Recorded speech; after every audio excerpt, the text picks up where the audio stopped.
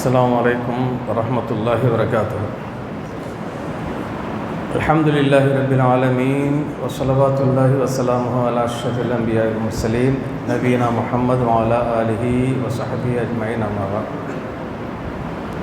அன்பிற்குரித்தான சகோதரர்களே, அல்லாஹுடைய அளப்பரிய கிருபையினால் புனிதமிகு ரமலானுடைய மாதத்தில் ஒரு கடமையான தொழுகை நிறைவேற்றிவிட்டு நம்மீது கடமையாக்கப்பட்ட ஜகாத்தை பற்றி சில விஷயங்கள் தெரிந்து கொள்வதற்காக நாம் எல்லாம் இங்கு கூடி இருக்கின்றோம்.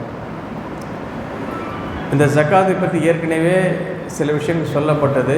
இருந்தாலும் ஜகாத்தை பற்றி சில கேள்விகள் இங்கே எழுப்பியிருக்காங்க. எவ்வளோ பொருளாதாரம் இருந்தாலும் ஜகாத் கடமையாகும்? 10 ரூபாய் 100 ரூபாய் என பிரித்து ஜகாத் கொடுக்கலாமா? தர்மம் கொடுத்து ஜகாத்தாக மாற்றிக்கொள்ளலாமா? உறவினருக்கு ஜகாத் கொடுக்கலாமா? இன்னும் பல கேள்விகள் தெளிவுபெற இந்த ஜகாத் வகுப்பு நடைபெறுவதாக அறிவிச்சிருந்தாங்க.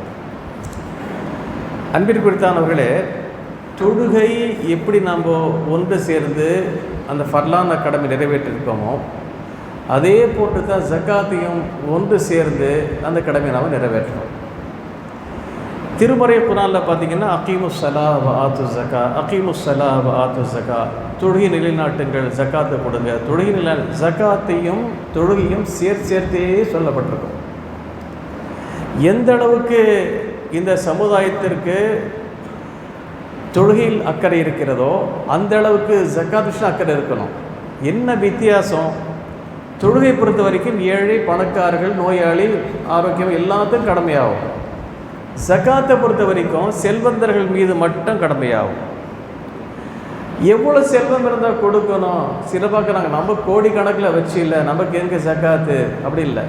நமக்கு எவ்வளோ ஜகாத்து கொடுப்பதற்கு எவ்வளோ லிமிட்டுன்னு இஸ்லாம் சொல்லுதோ அந்த லிமிட், அந்த நிசாபில் சொல்லுவாங்க, அந்த அளவுக்கு வந்துட்டு கண்டிப்பாக நாம் ஜகாத் கொடுத்தாக்கணும். நம்முடைய பொருளாதாரத்தில் அல்லாஹ் ரப்பல் ஆலமீன் 2 விதமான விஷயங்களை வழங்கியிருக்கிறோம். ஒன்று ஜகாத்து, இன்னொன்று தான தர்மங்கள். புரிஞ்சுட்டீங்களா? ஜகாத்துக்கும் இந்த சதக்காவுக்கும் வித்தியாசம் இருக்குது. திருமறை குர்ஆனில் ஜகாத்துக்கு சதகாங்கிற வாசகமே பயன்படுத்தப்பட்டிருக்கோம். இன்னம சதகாத்து லில் ஃபுகராஇ வல் மசாகின் வல் ஆமிலீன அலைஹா அப்படின்னு அல்லாஹ் குர்ஆன் சொல்லிக்க சூரத்து தௌபாவில் வரக்கூடிய ஒரு வசனம். இந்த ஜகாத் என்பது சதக்கா என்பது யார் யாருக்கெல்லாம் வழங்கலாம். ஏன்னா அங்கே சதக்கா என்ன? அது சதக்கா நீங்கள் சொல்லக்கூடிய தர்மம் கிடையாது, அது ஜகாத். ஏன்னா தர்மத்தை பொறுத்த வரைக்கும் அது யாருக்கும் எந்த நேரத்திலும் கொடுக்கலாம். அதுக்கு லிமிட் இல்லை. 5 ரூபாய் கொடுக்கலாம், 10 ரூபாய் கொடுக்கலாம், 1 ரூபாய் கொடுக்கலாம். அது மட்டும் இல்லை. தர்மம் என்பது பொருளாதாரத்துக்கு மட்டும் தர்மம் இல்லை, நம்முடைய நல்ல வார்த்தைகள் மூலமாக கூட தர்மம் தான் சொல்கிறாங்க. நல்ல ஒரு வார்த்தை சொல்வது கூட ஒரு தர்மமாக கருதப்படும். ஏன் ரசூல் ஸல்லல்லாஹு சொல்கிறாங்க, ஒரு மனிதன் தன்னுடைய மனைவியுடைய வாயில் ஒரு கவளம் சோற்றை ஊட்டுவது கூட அது கூட தர்மம் சொல்கிறாங்க. நல்லது ஏவது தர்மம், தீயை தடுப்பு தர்மம், இதெல்லாம் தர்மங்களில் வரும். அதில் பொருளாதாரமும் வரும். தர்மம் சொன்னால் அது விரிவான ஒரு பரவலான ஒரு கான்செப்ட். ஆனால் ஜகாத்தை பொறுத்த வரைக்கும் கண்டிப்பாக கடமையாக தர்மம். சதக்காவை பொறுத்த வரைக்கும் நீங்கள் கொடுத்தால் நன்மை, கொடுக்காவிட்டால் பாவம் இல்லை. ஜகாத்து கொடுக்காவிட்டால் பாவம், பெரிய தண்டனைக்குரிய விஷயம். அந்த தண்டனை பற்றி அல்லாஹ் ரப்பல் ஆலமீன் திருமறை குர்ஆன் சொல்லி காட்டுகிறான். வல்லதீன யக்னிஸூன ذهب والفضة ولا ينفقونها في سبيل الله فبشرهم بعذاب عظيم يوم يحمى عليها في نار جهنم. எவர்கள் வெள்ளியும் தங்கத்தையும் சேர்த்து வைத்து கொண்டு அல்லாஹுடைய பாதையில் ஜகாத் கொடுக்கவில்லையோ, செலவழிக்கவில்லையோ, அவர்களுக்கு கடுமையான வேதனை உண்டு என்பதை நபியே நீங்கள் சொல்லிவிடுங்கள். எந்த தங்கத்தையும் வெள்ளியும் சேர்த்து வைத்து ஜகாத் கொடுக்க மாட்டார்களோ அதையே நரக நெருப்பில் சூடு காட்டப்பட்டு அதை வைத்து நெற்றிகளிலும் விழா புருவங்களிலும் முதுகுகளிலும் சூடு போடப்படும் என்று அல்லாஹ் ரப்பல் ஆலமீன் குர்ஆன் சொல்லி காட்டு. நல்லா புரிஞ்சுக்கிடுங்க. இந்த தண்டனை வழங்குவதாக சொல்றது யாரு? நானும் நீங்களும் அல்ல, நம்மை படைத்த இறைவன். எவன் சொர்க்கத்தின் நரகத்தின் தன் கைவசம் வைத்திருக்கிறானோ அந்த ரப்பல் ஆலமீன் சொல்லுகிறான், அந்த நரக நெருப்பில் சூடு போட்டப்பட்டு கொடுக்கப்படும். இன்னொரு ஹதீஸில் நபிகள் நாயகம் ஸல்லல்லாஹு அலைஹி வஸல்லம் ஒரு ஆயத்துக்கு விளக்கமாக சொல்கிறார்கள். வலா யஹ்ஸபன்னல்லதீன யப்ஹுலூன ஃபீமா ஆதாஹும் அல்லாஹு மின் ஃபத்லிஹி ஹுவ கைருல் லஹும் பல் ஹும் ஷர்ருல் லஹும் சயுதவ்வகுன மா பகிலு பிஹி யௌமல் கியாமா. இந்த வசனத்திற்கு ரசூல் ஸல்லல்லாஹு அலைஹி வஸல்லம் விளக்கம் தர்றாங்க. எவர்களுக்கு அல்லாஹ் தஆலா செல்வத்தை கொடுத்து அதற்கான ஜக்காத் கொடுக்கவில்லையோ அந்த பொருளாதாரத்தை, அந்த செல்வத்தை அல்லாஹ் தஆலா பாம்பாக, கடுமையான விஷம் தந்த பாம்பாக, அந்த பாம்புடைய 2 கண்களுக்கும் 2 புள்ளிகளுக்கும் விஷத்தினுடைய அந்த வீரியத்தை காட்டும். அது கழுத்தில் கண்டமாக போடப்பட்டு மாலையாக போடப்பட்டு அது 2 கன்னங்களையும் கொத்தும். என்ன சொல்லி கொத்தும் தெரியுமா? சொல்லி சொல்லி கொத்தும். அன மாலுக் அன கன்சுக், நான் தான் உன் சொத்து, நான் தான் உன் சேர்த்து வச்சேல்ல. அதே அல்லாஹ் என்ன செய்கிறான்? பாம்பாக, அதாபாக, வேதனையாக மாற்றி காட்டுவான். ஒரு விஷயத்தை அன்புக்கு சகோதரர்கள் நன்றாக புரிந்து கொள்ளுங்கள். அல்லாஹ் இந்த உலகத்தில் நமக்கு பொருளாதாரம் கொடுத்திருப்பது ஒரு சோதனைக்காகத்தான். ஒரு சோதனை. அந்த சோதனை வெற்றி பெற வேண்டுமானால் நாம் அந்த சோதனை எப்படி வெற்றி பெறுவது என்பது யோசனை பண்ணி பார்க்கணும். பொருளாதார புத்தகம் அல் மாலு மாலுல்லா, செல்வம் அல்லாஹ்வுக்குரியது. இந்த உலகத்தில் வரும்போது நம்ம செல்வத்தோடு வரல, போகும்போது செல்வத்தை கொண்டு போகிறது கிடையாது, எதுவும் கொண்டு வர போகிறது கிடையாது, கொண்டு போகிறது கிடையாது. கொண்டு போகக்கூடிய ஒரே ஒரு அமல்கள் தான், நம்முடைய செயல்பாடுகள் மட்டும்தான். எவ்வளோ பெரிய பங்களா கட்டி வச்சுருந்தாலும், எவ்வளோ விலை உயர்ந்த வாகனம் வச்சுருந்தாலும், எவ்வளோ உறவுகள் இருந்தாலும் ஒன்றுமே இல்லை. கமா பதனாக்கும் அவ்வளவு ஹல்கின் நுஈது வாதன் அலைன ஹக்கன் இன்னா குன்னா ஃபாயிலீன். நான் உங்களை இந்த உலகத்தில் எப்படி கொண்டு வந்தோமோ அதே போது கொண்டு போவோம். நபிகள் நாயகம் ஸல்லல்லாஹு சொல்லுகிறார்கள், இன்னக்கும் துஹ்ஷரூன யௌமல் கியாமத்தி ஹுஃபாத்தன் உராத்தன் குர்லன். மறுமையில் நீங்கள் எழுப்பப்படும் போது உடம்பில் ஒரு பொட்டு துணி இல்லாதவர்களாக, விருத்த சேதனம் செய்யப்படாதவர்களாக. நல்ல விருத்த சேதனம் புரியுதா? சுன்னத்து ஹத்னா சொல்லணுமா இல்லையா? எப்படி பிறந்தோம்? எப்படி பிறந்தோம்? உடம்பு துணியில் தானே பிறந்தோம். ஹத்னா செய்யப்பட்டிருந்தா இல்லை இல்லை. காலில் செருப்பு போட்டிருந்தோமா? இல்லை இல்லை. ரசூலுல்லாஹ் சொல்லி சஹீஹ் புகாரிடம் பெறக்கூடிய ஹதீஸு. நான் சொல்லக்கூடிய விஷயங்கள் என்னுடைய கருத்து அல்ல, முதல்ல புரிஞ்சுக்கிடுங்க. அல்லாஹும் அல்லாஹுடைய ரசூலும் சொன்ன விஷயங்கள் மட்டும்தான் உங்களுடைய கவனத்திற்கு நான் கொண்டு வருகிறேன். அன்பிற்குரிய சகோதரர்களே, ரொம்ப கவனமாக இந்த விஷயத்தை உள்வாங்கி கொண்டு மறுமையில் எப்படி தப்பிப்பதற்கான வழியை நம்ம பார்த்துக்கொள்ளணும். அதுதான் புத்திசாலி தான். பாருங்க, ரசூலுல்லாஹ் சொல்லி காட்டாங்க, இன்னக்கும் துஹ்ஷருன யௌமல் கியாமத்தி ஹுஃபாத்தன் உராத்தன் குர்லன். நீங்கள் மறுமை நாளில் காலில் செருப்பு அணியாதவர்களாக, உடம்பில் ஒரு பொட்டு துணியும் இல்லாதவர்களாக, விருத்த சேதனம் செய்யப்படாதவர்களாக எழுப்பப்படுவீர்கள். அவ்வளவு மையுக்ஸா யௌமல் கியாமத்தி ஹோ இப்ராஹிம் அலைஹிஸ்ஸலாம். மறுமறை நாளில் முதலாக ஆடை அணிவிக்கப்படக்கூடியவர்கள் இப்ராஹிம் அலைஹிஸ்ஸலாம் அவர்கள் ரசூலுல்லாஹ் சொன்னாங்க சஹீஹ் புகாரியில். ரசூல் ஸல்லல்லாஹு அலைஹி வஸல்லம் அவர்கள் இந்த வார்த்தை சொன்னபோது ஆயிஷா நபி ஒரு கேள்வி கேட்குறாங்க, யா ரசூலல்லாஹ் அர் ரிஜாலு வன் நிசா, ஆண்கள் பெண்கள் 2 பேரும் சேர்ந்து இப்படி நிர்வாணமாக நிற்பாங்களா அப்படின்னு வரும் கேட்குறாங்க. 2 பேரும் இப்படி நிற்பாங்களே, அப்போது ஒருவர் இன்னொருவர் பார்க்க மாட்டாங்களா? உலகத்தில் அப்படி தான் பார்த்துருக்கோம். கொஞ்சம் கவர்ச்சியாக போனால் பார்ப்பாங்க, இந்த மாதிரி பார்வை இருக்கும் இல்லையா? இப்படி ஆண்களும் பெண்களும் உடம்பில் துணி இல்லாமல் நிர்வாணமாக இருக்கும்போது ஒருவர் பார்த்து கொள்ள மாட்டார்களா என்று கேட்கும்போது ரசூல் ஸல்லல்லாஹு சொல்லுகிறார்கள், யா ஆயிஷா அல் அம்ரு அஷத்து மின் அன் யன்துர பஅதும் இலா பஅத். ஆயிஷாவே, நிலைமை ரொம்ப சீரியஸாக இருக்கும், கடுமையான சீரியஸ். அந்த சீரியஸில் எப்படி இருந்ததுன்னா, தன்னை பற்றியே கவலை இருக்கா, தனக்கு துணி இருக்கா இல்லைன்னே தெரியாது, மற்றவங்களை போய் எங்கே கவனிக்க போகிறான். அந்த அளவுக்கு பதட்டம் நிறைந்த ஒரு கட்டம். யாரை பற்றி கவலைப்பட மாட்டாங்க. இந்த அதாவது அல்லாஹ் குர்ஆனில் இந்த மறுமையுடைய எழுப்பப்படும்போது எப்படி மனிதனுடைய நிலை வரைக்கும் சொல்லி காட்டுறான். தரன்னாச சுகாரா வமாஹும் பி சுகாரா வலாக்கின் ஆதாப் அல்லாஹி ஷதீத். மறுமையினால் மக்கள் எழுப்பப்படும் போது நபியை நீங்கள் பார்ப்பீங்க, அந்த மக்கள் ஏதோ போதையில் இருக்கிறா போல இருப்பாங்க. போதையில் வந்துக்கிறதா தெரியுமா? அல்லாஹ் சொல்கிறான், வமாஹும் பி சுகாரா, அவங்க போதையில் இல்லை, வலாக்கின் ஆதாப் அல்லாஹி ஷதீத், அல்லாஹுடைய வேதனை பார்த்து கதி கலங்கி தன்னிலை மறந்து காணப்படுவாங்க. ஒரு பித்துக்குழி பைத்தியக்காரன் தன் உடம்புல துணி இருக்கா இல்லை கவலை இருக்குமா? அவனுக்கு இருக்காது. இல்லை, கித்தத்தில் பைத்தியம் பிடிச்சா போல நிற்பாங்க. தன்னுடைய நிலை என்ன நடக்கும் போது அவ்வளோ பெரிய கடுமையான வேதனை கண்கூடாக பார்ப்பாருங்க. புரிஞ்சுக்கிட்டீங்களா? அப்போ அந்த நாளில் நாம் தப்பிப்பதற்கான என்ன வழியோ நாம் அந்த வழியை பார்க்குறோம். இந்த உலகத்திற்கு அல்லாஹ் தஆலா நம்மை கொண்டு வரும்போது சிந்திக்கக்கூடிய சிந்தனா சக்தி இல்லை, பேசக்கூடிய ஆற்றல் இல்லை, நடக்கக்கூடிய சக்தி இல்லை, எதுவுமே நம்முடைய தேவைகளை பூர்த்தி செய்யக்கூடிய இல்லை. நாள் வளர வளர அறிவும் வளருது. வல்லாஹு அஹ்ரஜக்கும் மின் புத்தூனி உம்மஹாத்திக்கும் லா தஅலமூன ஷைஆ வஜஅல லக்கும் ஸம்அ வல் அப்ஸார வல் அஃபீதா.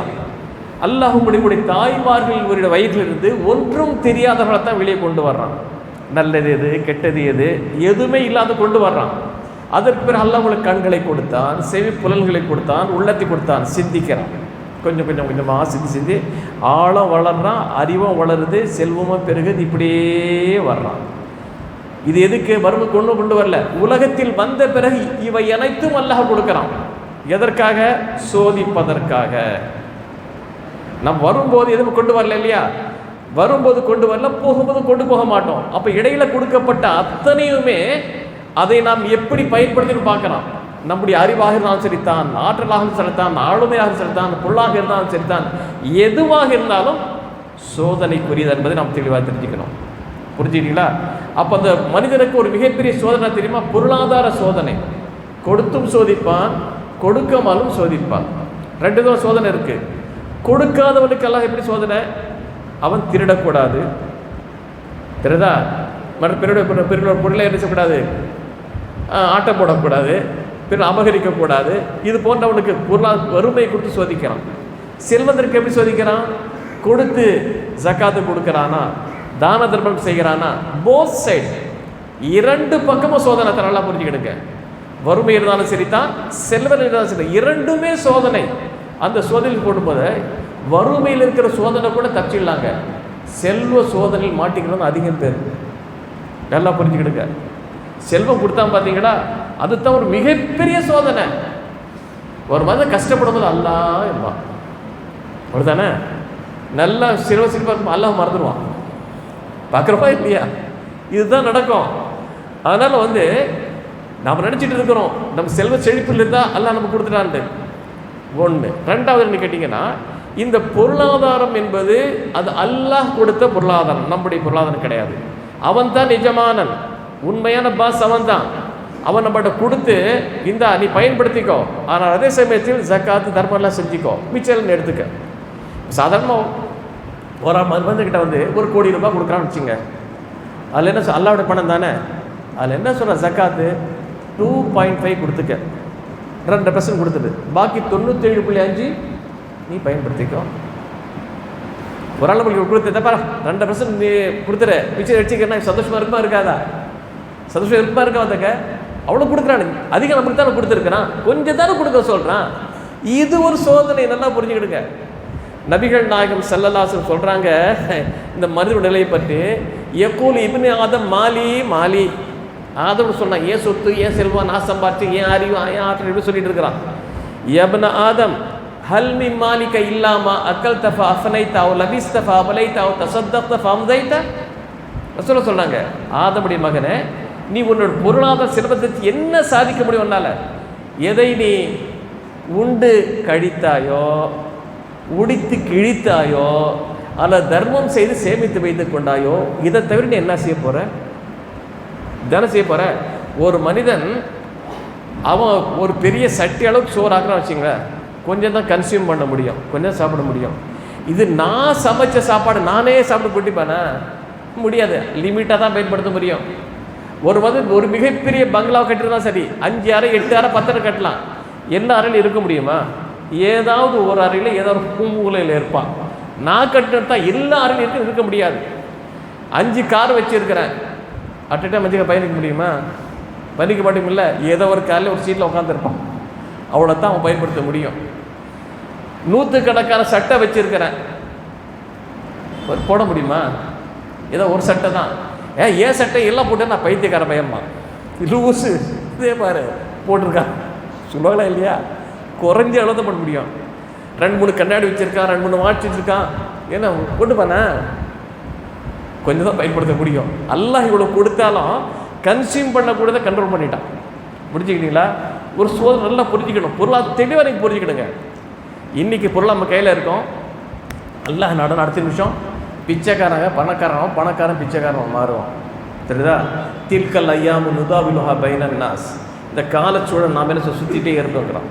எனவே அல்லாஹுடைய அந்த நியமத்தை பெற்று அதன் மீது இருக்கக்கூடிய கடன்கள் நிறைவேற்றும் பொழுது அது அல்லாஹுக்கு நாம் செலுத்தக்கூடிய ஒரு நன்றி. இப்படி நன்றியோடு நடந்து கொண்டால் அல்லாஹ் குர்ஆன் சொல்லுங்க, லைன் ஷக்கர்தும் லஅஸீதன்னக்கும் வயின் கஃபர்தும் மின் அஸாபி லஷதீத். நீங்கள் நன்றி செலுத்தீர்களானால் நான் உங்களுக்கு அதிகம் தருவேன். நீங்கள் நன்றி மறந்து நடப்பீர்களேயானால் என்னுடைய வேதனை கடுமையானது. எந்த செல்வம் கொடுத்தாலும் அந்த செல்வமே நமக்கு மறுமையில் ஜக்காத் கொடுக்காமல் போனால் ஆபத்தாக வந்து விளையும் என்பதை நாம் மறந்துவிடக்கூடாது. என்னுடைய அன்பிற்குரிய சகோதரர்களே, ஜக்காத் விஷயம் ரொம்ப கவனமாக நிதானமாக இருக்கணும். என் மீது ஜக்காத் கடமையாக்கப்பட்டதா இல்லையா? ஜக்காத் எப்போ கொடுப்போம் அப்படி கேட்டிங்கன்னாக்கா, இஸ்லாம் சொல்லக்கூடிய ஒரு அளவு, ஒரு நிர்ணயம் செய்யப்பட்டிருக்கு. என்னுடைய நியாயமான தேவைகள் அனைத்தும் போக ஒரு வருஷத்தில் என்கிட்ட இவ்வளோ இருந்துச்சுன்னாக்கா 2.5% நம்ம தரணும்.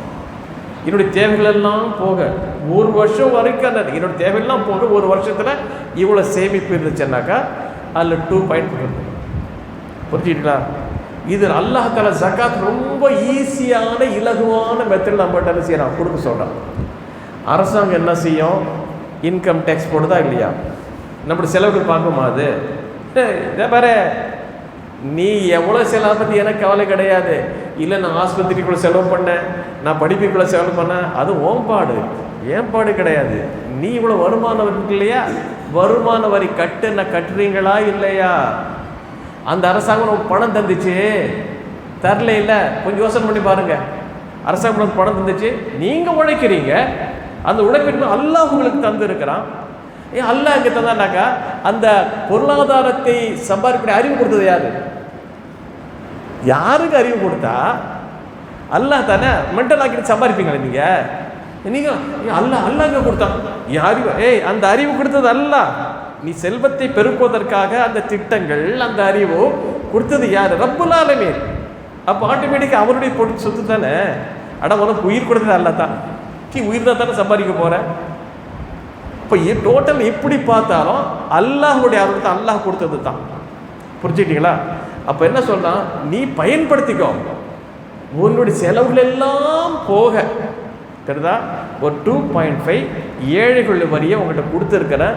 எதுக்கு? உன்னை சோதிப்பதற்காக. நீ பொருளாதார மிருகமாக மாறி போறியா, அல்ல பொருளாதார மோகம் கொண்டு தவறான சம்பாதிக்கிறியா, மற்றும் கொடுக்காம, இதெல்லாம் சோதனை. புரிஞ்சுக்கிட்டீங்களா? எனவே அந்த சோதனை உங்களுக்கு ரொம்ப உஷாராக இருக்கணும். பொருளாதாரத்தில் ரொம்ப கவனமாக இருக்கணும். நம்ம சம்பாதிக்கிறதும் ஹலாலாக இருக்கணும், செலவு செய்கிறதும் ஹலாலாக இருக்கணும். எல்லாமே ஒரு மிகப்பெரிய சோதனை தான் இந்த பொருளாதாரம். மறந்துட்டாதீங்க. புரிஞ்சுக்கிட்டீங்களா? எனவே இந்த பொருளாதாரத்தை அல்லாஹ்தாலா எவ்வளவு நம்ம மீது கடமையாக்கியிருக்கானோ, 2 விதமான கடமை சொன்னேன். ஒன்று ஜக்காத்து, இன்னொன்று சதகா. ஜக்காத்தை பொறுத்த வரைக்கும் குறிப்பிட்ட நபர்களுக்கு மட்டும்தான் தர முடியும். ஆனால் சதகா பொறுத்த வரைக்கும் முஸ்லீம், நான் முஸ்லீம் எந்த நேரமாக கொடுக்கலாம், அளவில்லை. கொஞ்சமாக கொடுக்கலாம், கூடுதலாக கொடுக்கலாம், அதுக்கு லிமிட்டே கிடையாது. கணக்கு பாட வேண்டிய அவசியமே கிடையாது. ஜக்காத்துக்கு நீங்கள் கணக்கு பார்த்தாகணும். ஜக்காத் சொல்லுவாங்க, நான் தான் ஜக்காத் கொடுத்துட்டேனே, மறுபடியும் என்னுக்கு ஜக்காத்து? இப்படி ஒரு வாதம் வந்துச்சு. உங்களுக்கு ஞாபகம் இருக்கும், உங்களுக்கு எல்லாம் இருக்கும். ஒரு முறை ஜக்காத்து கொடுத்துட்டா கொடுக்க வேண்டிய அவசியம் இல்லை. புரியுத மனசிலாயி? அப்படின்னு ஒரு ஷைத்தானியத் கலைப்படுவாங்க.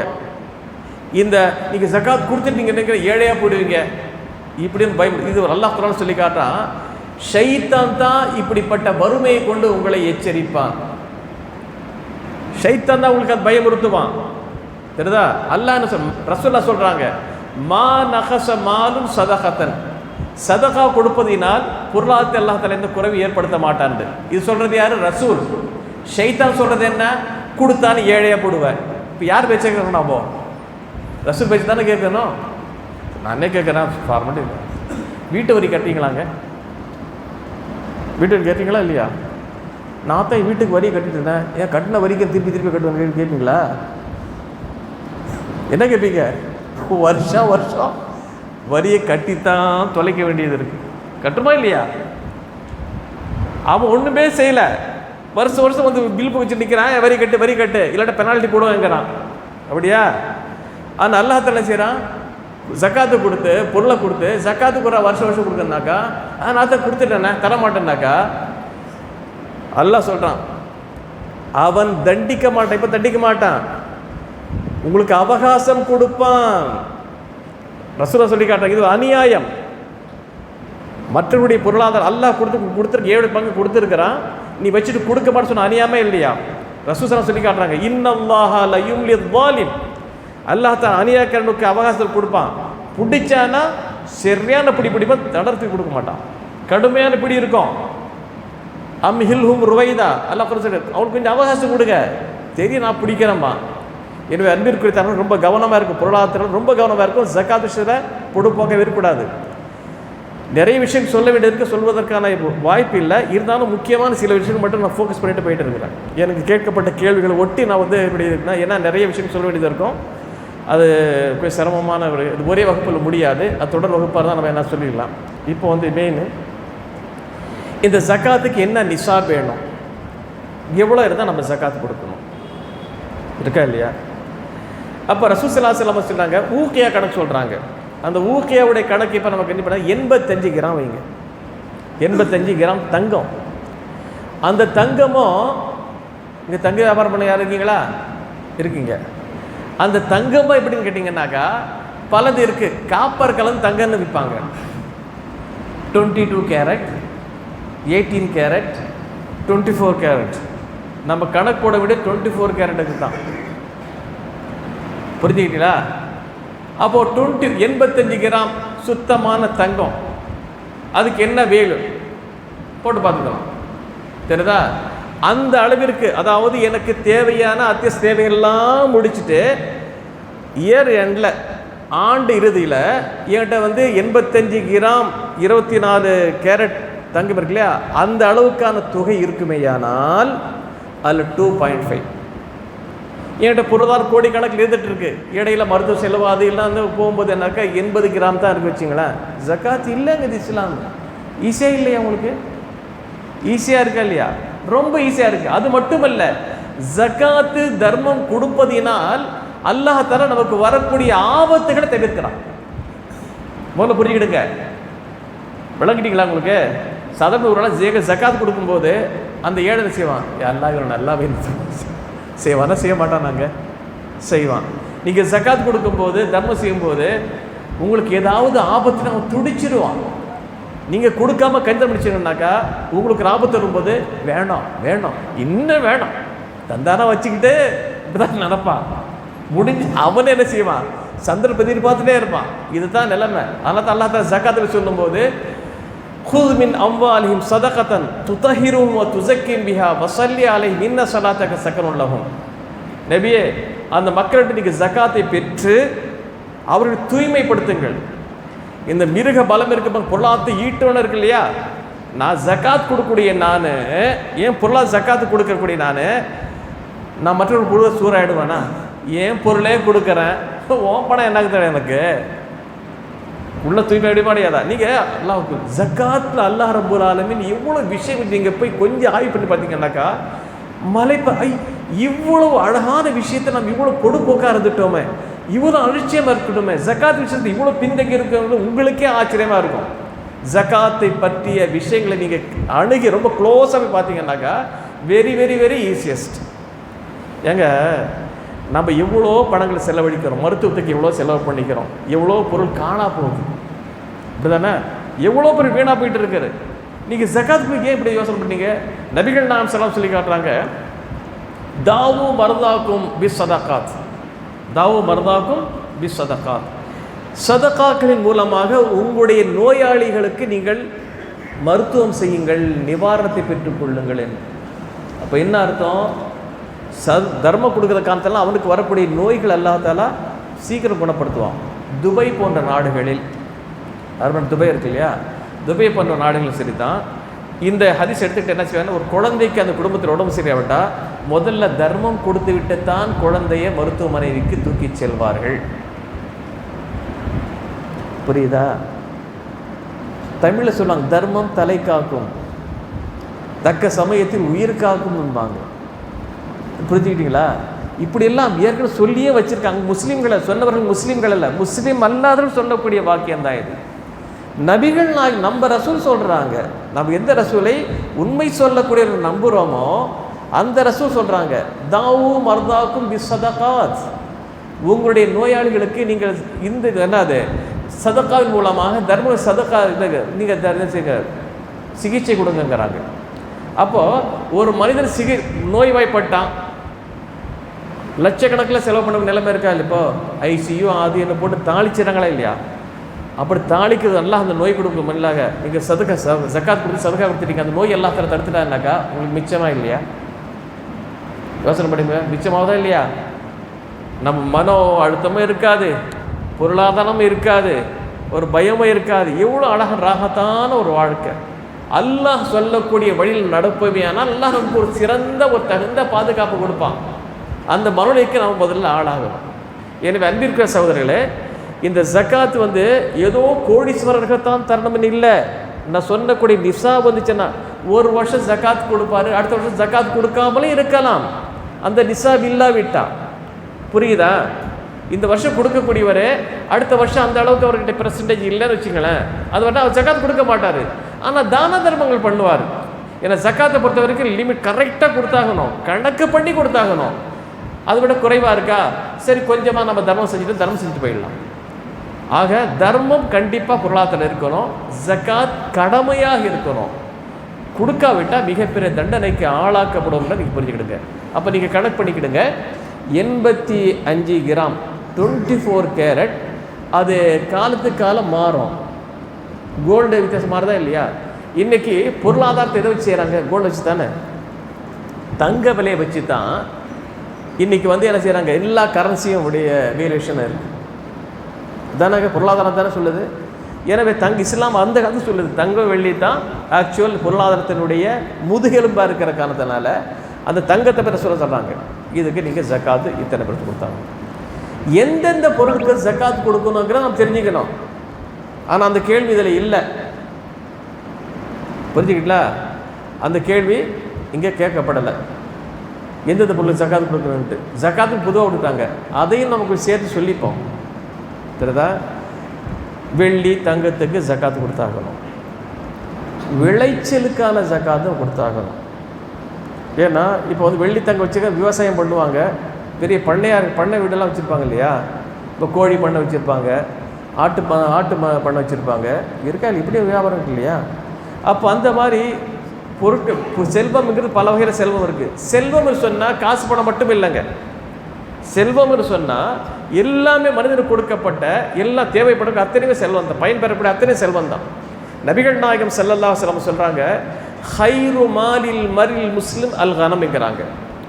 ஒரு காலம் வரும், அந்த காலத்தில் மனிதனுடைய சிறந்த செல்வமாக ஆட்டு மந்தை கருதப்படும். நீங்கள் என்ன நினைக்கிறீங்க? இப்போ வெள்ளி தங்கம் இதுதான் சிறந்த செல்வங்கிறீங்க. ரசூலுல்லாஹ் சொல்கிறாங்க, ஒரு கட்டம் வரும், காலம் கட்டம் வரும், அந்த நேரத்தில் ஆட்டு மந்தை தான் ஒரு சிறந்த ஒரு செல்வமாக கருதப்படும். அதை வச்சுட்டு மடையோ கிடையோ எங்கே போய் குழைச்சிப்பான். பசிக்குதுன்னு வச்சிங்களேன், ஒரு பஞ்சர் பசிக்குது, தெரியுதா? தங்கத்தை சாப்பிட முடியுமா? வெள்ளியை முழுங்க முடியுமா? ரூபாய் 2000 1000 ஒன்று சாப்பிட முடியுமா? சாப்பிட முடியாது. ஆட்டை பாலை கறந்து குடிச்சிக்கலாம், அறுத்து சாப்பிடலாம், அதுதானே மனுஷனுக்கு பயன் தரும். புரியுங்களா? இவனை அழகாக ரசூலுல்லாஹ் அந்த ஜக்காத்து சர்மம் பொருளாதாரத்தை சொல்லும்போது கொஞ்சம் போய் படித்து பாருங்க, ரொம்ப இன்ட்ரெஸ்டிங்காக இருக்கும் சப்ஜெக்டு. ரசூல் இவ்வளோ அழகாக வளர்க்குவாங்க. அப்போது சிறந்த செல்வம்ங்கிறது செல்வத்தில் வரும். ஆட்டு மந்தை அது அதுக்கு ஜக்காத்து கொடுத்தாகணும், ஒட்டகைக்கு ஜக்காத்து கொடுத்தாகணும், மாடுகளுக்கு ஜக்காத்து கொடுத்தாகணும். ஆனால் அதில் எனக்கு நீங்கள் ஹதீஸ் நூலில் பார்த்தீங்கன்னாக்கா ஜக்காத் கொடுக்கக்கூடிய பொருட்களில் வெள்ளி தங்கம் விளைச்சல் இருக்கு இல்லையா? அந்த விளைச்சல் அது எத்தனை கிலோ இருந்தால் நம்ம எத்தனை கிலோ அதுக்கு தர்மம் கொடுக்கணும் அது சொல்லப்பட்டிருக்கோம். அந்த விளைச்சல்லையும் கூட வானம் பார்த்த பூமியா அல்லது நீங்கள் அதை பராமரிக்கிறீங்களா? சிலவன் மழையெல்லாம் தேவையில்லை, தண்ணி பாய்ச்சணும், செலவுகள் எல்லாம் இருக்காது, தானாக வளரும் காய்க்கும், அதுக்கு ஒரு ஜக்காத்துடைய இது இருக்குது. நீங்கள் தண்ணீர் பாய்ச்சிங்கன்னா அதுக்கு ஒரு பின்னால் சொல்லுவோம், அது இப்படிலாம் ஜக்காத்து கொடுக்கணுன்ட்டு. புரிஞ்சுக்கலாம்? அது ஒன்று. ரெண்டாவது புதையல் இருக்குல்ல, நீங்கள் ஒரு ஃபவுண்டேஷன் போடுறீங்க, ஃப்ளாட் வாங்குறீங்க, திடீர்னு ஒரு புதையல் கிடச்சிருது, பெரிய செல்வம் தானே. அதுக்கு வருஷம் கிடையாது, அதுக்கு வருஷம் என்பது வெள்ளி தங்கத்துக்கு மட்டும்தான், விளைநிலத்துக்கும் கிடையாது, அது அறுவடைக்கு தான். ஒவ்வொரு ஈல்டுக்கும் ஜக்காத்து கொடுத்தாகணும், அங்கே போய் வருஷ கணக்கு பண்ணக்கூடாது. ஜக்காத் சிஸ்டம் ரொம்ப தெளிவாக இருக்குது. இஸ்லாம் தெளிவாக சொல்லி கிடைச்சாங்க ஜக்காத் சிஸ்டத்தை. நாம் படிக்க தான் வேணும், வேறு ஒன்றுமே கிடையாது. இந்த புதையல் கிடச்சிச்சுன்னாக்கா அதில் ஹும்ஸ்ன்னு சொல்லுவாங்க. ஹும்ஸ்னாக்கா 1/5. ஒரு 5 கோடி ரூபாய்க்கு எது கிடைக்கிது, அதில் என்ன செய்யணும், 1 கோடி ரூபாய்க்குள்ள வந்து நீங்கள் ஜக்காத் கொடுத்தாகணும்.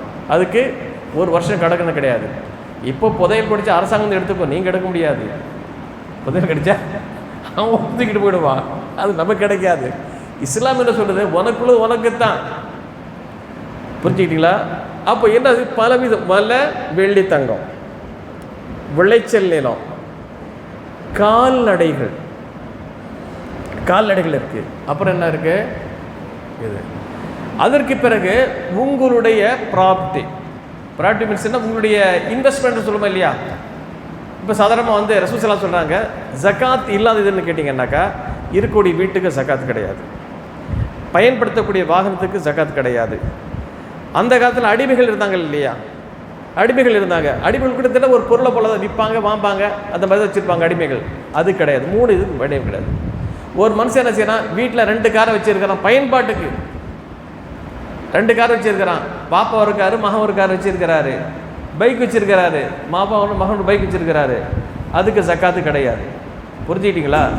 ஆனால் அதே சமயத்தில் வந்து விற்பனைக்குன்னு வாங்கி வச்சுருக்கிறாரு பைக்கை, கார் ஷோரூம் வச்சுருக்கிறாரு இல்லைங்களா, அதுக்கெல்லாம் ஜக்காத் வந்துடும். ஏன்னா பயன்பாட்டுக்கு இல்லை, அது விற்பனைக்காக நீங்கள் வச்சுருக்கிறீங்க, உங்களுடைய சொந்த பயன்பாட்டிற்கு கிடையாது. பயன்பாடு இல்லாமல் நீங்கள் வந்து இன்வெஸ்ட் பண்ணியிருக்கிறீங்க, அது மூலமாக என்ன செய்கிறீங்க, உங்கள் சொந்த தேவைக்கு வச்சு இல்லை, வியாபாரத்தை வச்சிங்கன்னா கண்டிப்பாக அதுக்கு என்ன செய்ய கணக்கு பார்த்து வருஷ கடைசியில் ஸ்டாக்கெல்லாம் எடுத்து 2.5 அது ஜக்காத்து கொடுத்தாகணும். புரியுதா? சொல்கிற விஷயம் புரியுதா? சரி. இந்த ஜக்காத்து எப்படி கொடுக்கணும் அப்படின்னு கேட்டிங்கன்னாக்கா, யாருக்கு கொடுக்கணுங்கிற ஒரு பட்டியல் இருக்குது. ஃபஸ்ட்டு அல்லாஹ் தஆலா யாருக்கு அந்த ஜக்காத் கொடுக்க தெரியுமா? இன்னம ஸதகாத்து லில் ஃபுகராஇ வல் மசாகீன். ஜக்காத் பெறுவதற்கு மிகவும் தகுதியானவர் ஃபகீர், ஒரு மிஸ்கீன். அடுத்தது மிஸ்கீன். ஃபகீர் என்றால் யார் அப்படி கேட்டிங்கன்னா, ரசூல் ஸல்லல்லாஹு அலைஹி வஸல்லம் விளக்கம் தர்றாங்க. என்ன விளக்கம் தர்றாங்கன்னா, லைசல் மிஸ்கீன் அல்லதி தருதுஹுல் லுக்மத் அவில் லுக்மத்தான் அபி தம்ரத்து வத்தமரத்தான் வலாக்கின் லா யஜிது கினா. மிஸ்கீனுங்க கூடியவன் ஒரு கவளம் சோத்தை, 2 கவளம் சோத்தை அல்ல ஒரு பேரிச்சை பழமோ 2 பேரிச்சை பழமோ வாங்கிட்டு போன மிஸ்கீன் இல்லை. தன்னுடைய அடிப்படை தேவைகளை நிறைவேற்றி கொள்ளாதவன் தான் மிஸ்கின். ஃபகீர் யாருன்னு கேட்டிங்கன்னாக்கா, சோத்துக்கே லாட்டி அடிக்கிறான், கஷ்டப்படுறான், அவன் தான் ஃபகீர். எனவே ஜக்காத்தினுடைய அந்த பட்டி சொல்லும் போது ஃபகீரை கொண்டு வந்து நிப்பாட்டுறான். இவன் தான் ரொம்ப தேவைடணும். ஒருத்தன் வந்து சுத்தமாக சாப்பிட்றதுக்கு உணவே இல்லை, ஒருத்தன் 2 வேளை சாப்பிடலாம், 1 வேளை சாப்பிடல, யாருக்கு நீங்கள் கொடுப்பீங்க? யாருக்கு கொடுப்போம்? அதிகத்தை கொடுப்போம், அதானே பார்ப்போம். அவன் தான் சீரியஸில் இருக்கான். ஒருத்தன் வந்து லேசாக ஜுரமாக வந்திருக்கான், ஒருத்தன் மண்டை உடஞ்சி சீரியஸாக வந்திருக்கான். யாரை முதல்ல டாக்டர் பார்ப்பாரு? ஐயோ இருப்பான், அவன் தான் முதல்ல வந்தாங்க. எமர்ஜென்சி பார்க்குறோமா இல்லையா? அல்லாஹ் தஆலா அதுதான் வைக்கிறான் பாருங்க. அந்த ஜக்காத்து பெறுவதற்கு தகுதியானவர்கள் பட்டியலில் முதல்ல கொண்டு வந்து ஃபகீர். ஆனால் இப்போ பாருங்கள், பசி அறிவோம் உதவிடுவோம் ஒரு இது கூட நடத்துகிறாங்க. உண்மையிலே சிறப்பான ஒரு செயல்பாடு. இதுக்கெல்லாம் நீங்கள் ஆதரவு தெரிவிக்கணும் இன்ஷா அல்லாஹ். புரியுதா? இஸ்லாத்தில் சிறப்பாக சொல்லப்பட்டது, யுத்ஈமுன த்ஆம அலா ஹுப்பிஹி மிஸ்கீனன் வ யதீமன் வ அஸீரா இன்னமா நுத்இமுக்கும் லிவஜ்ஹில்லாஹி லா நுரீது மின்கும் ஜஸாஅன் வலா ஷுக்கூரா இன்னா நஹாஃபு மிர் ரப்பினா யௌமன் அபூஸன் கம்தரீரா. இவ்வளோ அழகாக அல்லாஹ் சொல்லி காட்டுறான். குரானை கொஞ்சம் ரசித்து ஓதி பாருங்கள், பொருள் திருப்பி பாருங்கள், அவ்வளோ இன்பமாக இருக்கும். நாம் வந்து உணவளிக்கிறோம் ஏழை எளிய மக்களுக்கு, தெரியுதா? அப்போது அந்த மக்களை காப்பாற்றணும். முதல்ல பசியோடு இருக்கக்கூடிய, ஏழ்மையில் ரொம்ப வறுமை கோட்டுக்கு கீழே இருக்கக்கூடிய அந்த மக்களை முதல்ல நம்ம ஜக்காத்து கொடுத்து காப்போம். 2வது மிஸ்கின் சொல்லப்படுது. மிஸ்கின் என்றால் யார் தெரியுமா? அவன்கிட்ட வசதிகள் இருக்கும், ஆனால் அவனுடைய அத்தியாவசிய தேவைகளை நிறைவேற்றி கொள்ளாத அளவுக்கு அவன் தவிப்பான், ரொம்ப தவிப்பான். ஒரு ஆளுக்கு சாதாரணமாக ஒரு 1000 ரூபாய் தேவைப்படுதுன்னு வச்சுங்க. ஒரு நாளைக்கு குடும்ப செலவுக்கு 1000 ரூபாய் தேவைப்படுது. இந்த அத்தனை ஃபேமிலி சாப்பிட்றதுன்னு 1000 ரூபாய் தேவைப்படுது. அவன் ஆட்டோ வச்சு இருக்கிறான், அல்லது கார் வச்சிருக்கிறான், இதே டாக்ஸி வச்சிருக்கிறான், சம்பாதிக்கிறான். அவன்கிட்ட கார் இருக்கு, ஆட்டோ இருக்கு, சம்பாதிக்கிறான். ஆனால் அவனுக்கு தேவையானது 1000 ரூபாய். அவனுக்கு வருமானம் எவ்வளோ வருது? 500 ரூபாய் 700 ரூபாய் வச்சுக்கோங்களேன். ஷார்ட்டேஜா இல்லையா? அப்போ அவன் மிஸ்கின். என்னப்பா கார் வச்சிருக்கிற? அவன் மிஸ்கின் தான். நீங்கள் சூரத்துல் கஹஃப் வாசிச்சிருக்கீங்களா? சூரத்துல் கஹஃபில் வந்து ஹதீர் அலைஹிஸ்ஸலாம் அவர்களும் மூசா அலைஹிஸ்ஸலாமும் பயணிக்கிறாங்க. பயணிக்கும் போது என்ன நடக்குதுன்னு கேட்டிங்கன்னா, ஹதீர் அலைஹிஸ்ஸலாம் ஒரு கப்பலில் ஏறுறாங்க, கப்பலில் ஓட்ட போட்டுறாங்க, நல்ல கப்பல் ஓட்ட போட்டுறாங்க. அப்போ மூசா கேட்குறாங்க, அவங்க நம்மகிட்ட ஒன்றும் வாங்காமல் ஃப்ரீயாக ஏற்றிட்டு போகிறாங்க, அந்த கப்பலை போய் சேதப்படுத்திட்டீங்கன்னு சொல்லும்போது, மூசா நான் என்ன சொன்னேன், எந்த கேள்வி கேட்காம என்னோட கடைசியில் நான் பதில் சொன்னேன், நீங்கள் அவசரப்படுறீங்க, இதுதான் ஆரம்பத்தில் நான் சொன்னேன், உங்களுக்கு பொறுமை இருக்காதுன்ட்டு. இல்லை நான் இனிமேல் கேட்க மாட்டேன், மறந்துட்டேன், நீங்கள் அடுத்து வாங்க போகிறாங்க வச்சுங்களேன். கடைசியில் விளக்கம் தர்றாங்க. அம்ம சஃபீனத்து ஃபகாந்தில் மசாக்கீன யாமுலுன ஃபில் பஹரி ஃபஅரத்து அன் நஈபஹா வகான வரஹும் மலிகுன் யாஹுது குல்ல சஃபீனத்தின் கஸ்பா. நான் இந்த கப்பல் எதுக்கு ஓட்ட போட்டேன் தெரியுமா? அந்த கப்பல் மிஸ்கீன்களுக்குரிய கப்பல். என்னடா கப்பல் ஓனர் மிஸ்கீனா? கப்பல் ஓனர் மிஸ்கீனா இருக்க கூடாது. நான் சொல்லக்கூடிய குர்ஆன்ல தான் சொல்றேன். இந்த கப்பல் யாருக்கு தெரியுமா? மிஸ்கீனுக்கு உள்ளது. கப்பல் இருக்கு, வருமானம் அது வேணுமா இல்லையா? அப்போ மிஸ்கின் தான் அவன் மிஸ்கின்னு சொல்லுது. இப்போ நீங்கள் பார்த்துருப்பீங்க, சில மக்கள் இருப்பாங்க, வீடு வச்சு சொந்த வீடாக இருக்கும், வச்சுருப்பாங்க. அந்த அடிப்படை தேவைகளும் இப்போ தான் பிள்ளைகள் இருக்கிறாங்க, அவங்களுக்கு படிப்பு செலவு, படிப்பு இருக்கா இல்லையா? கல்வி அவசியமா இல்லையா? மனுஷனுக்கு அவசியமா இல்லையா? இப்போ கல்விக்காக நம்ம உதவி செய்ய மாட்டோம். எந்த கேட்டகரியில் வருவான் தெரியுமா? மிஸ்கின்ங்கிற கேட்டகரியில் கொண்டு வரலாம். அவங்கள கல்விக்கு உதவி செய்யாமல் அவன் மிஸ்கீனாக இருக்கிறான், எனவே நாம் அவனுக்கு உதவி செய்வோம். அந்த அடிப்படையில் இப்போ பெரிய முசீபத்து பலா என்னன்னு கேட்டிங்கன்னா, ஏழை குமர்கள்னு வருவாங்க. உங்கள் ஊர் தப்பிச்சிடுங்க. எங்கள் ஊர் சைடில் பார்த்தீங்கன்னாக்கா உடனே ஜமாத்தில் ஒரு லெட்டரை வாங்கிட்டு பள்ளிவாசல் தோறும் ஏறி இறங்குவாங்க. இங்கே அந்த மாதிரி இல்லைன்னு நினைக்கிறேன். நல்லா ரொம்ப கம்மி. ஏன்னா இங்கே கூடிய தாராளமான மாதம் நிறைய பேர் இருக்கிறீங்க. ஆனால் ஜகாத்தில் மட்டும்தான் கொஞ்சம் கான்சன்ட்ரேட் பண்ண சொல்கிறேன். நல்ல மக்களுக்கு கொடுத்து உதவுறீங்க, இல்லைன்னு சொல்ல. ஆனால் ஜகாத்தில் கொஞ்சம் வீக்காக இருக்கீங்கன்னு நினைக்கிறேன். வீக்கானாக்கா சரியாக கணக்கு பார்த்து கொடுக்கணுமே என்கிற ஒரு எண்ணம் இல்லாமல் கொஞ்சம் அலட்சியமாக இருக்குது, வேறு ஒன்றும் கிடையாது. எண்ணங்கள் இருக்குது, அல்ஹம்துலில்லாஹ். எண்ணங்கள் இருக்க போய் தான் தான தர்மங்கள்லாம் சர்வசாதாரண முடியாது. ஏற்கனவே கேட்டேன், இந்த பசிக்கிறவங்கிற சிஸ்டம் என்னன்னு கேட்கும்போது ஆரம்பத்தில் தான் குடும்பங்கள் இருந்துச்சு. 6 ஆரம்பத்தில் 6, இப்போ 60. ஒரு சைபர் கூடிடுச்சா இல்லையா? சைபர் முன்னாலும் கூட பிரச்சனை, பின்னாலும் கூடி இருக்கு. முன்னால் எத்தனை சைபர் போனாலும் பிரச்சனை கிடையாது, இந்த பக்கம் சைபர் கொடுத்துடக்கூடாது. புரியுது? இப்போ யோசனை பண்ணி பாருங்க, இந்த ஜகாத் சிஸ்டம் இவ்வளோ அழகாக இஸ்லாம் சொல்லியிருக்கும் போது நம்ம மிஸ்கீனை கவனிக்கணும். அல்லாஹ் தஆலா திருமறை குர்ஆன்ல ஒரு சொல்லிக்கிறான், லில் ஃபுகரா இல்லதீன லா யஸ்ததிஊன ضربன் ஃபில் அர்தி யஹ்ஸபுஹுமுல் ஜாஹிலு அக்னியா மின தஅஃஃபுஃப் தஅரிஃபுஹும் பிஸீமாஹும் லா யஸ்அலூன அன்-நாஸ இல்ஹாஃபா. நபியே, சில மக்கள் ஏழ்மையில் இருக்கிறாங்க, தெரியுதா? அவங்க ஏழ்மைகளை வெளிப்படுத்த மாட்டாங்க. தன்மானம் தடுக்கும், கௌரவம் தடுக்கும். டக்குன்னு வந்து பிச்சை கேட்க மாட்டாங்க, கையேந்த மாட்டாங்க. மக்கள் என்ன நினைக்கிறாங்க? யஹ்ஸபுஹுமுல் ஜாஹிலு அக்னியா மின தஅஃபுஃப். அவர்கள் கேட்க வேண்டும் என்பதற்காக வேண்டி விஷயம் தெரியாதவன் அவருக்கு தேவையில்லை நினைப்பான். தஅரிஃபுஹும் பிஸீமாஹும், ஃபேஸ் ரீடிங், அவங்க முகத்தை பார்த்து என்ன செய்யலாம், நீங்கள் வந்து அவங்களுடைய வறுமை புரிஞ்சிக்கலாம். நல்லா வெள்ளை செல்லமாக தான் இருப்பான், போட்டிருப்பான். இதை சொல்லி வச்சுருக்கீங்க இல்லையா? கூழானாலும் குளித்து குடி, கந்தையானாலும் கசக்கி கட்டுன்னு அழகாக சுத்தமாக வருவான். நல்லா தானே இருக்கிறான், நல்லா பேண்ட் ஷர்ட் போட்டு தானே இருக்கிறான். அப்படி பார்க்காதீங்க, அவன் கேட்க மாட்டான். அவங்க ஃபேஸ் வறுமையுடைய அந்த அடையாளம் முகத்தில் தெரியும். இந்த face is the index of mind சொல்லுவாங்க இல்லையா? அகத்தின முகத்தை சொல்லுவாங்க இல்லையா?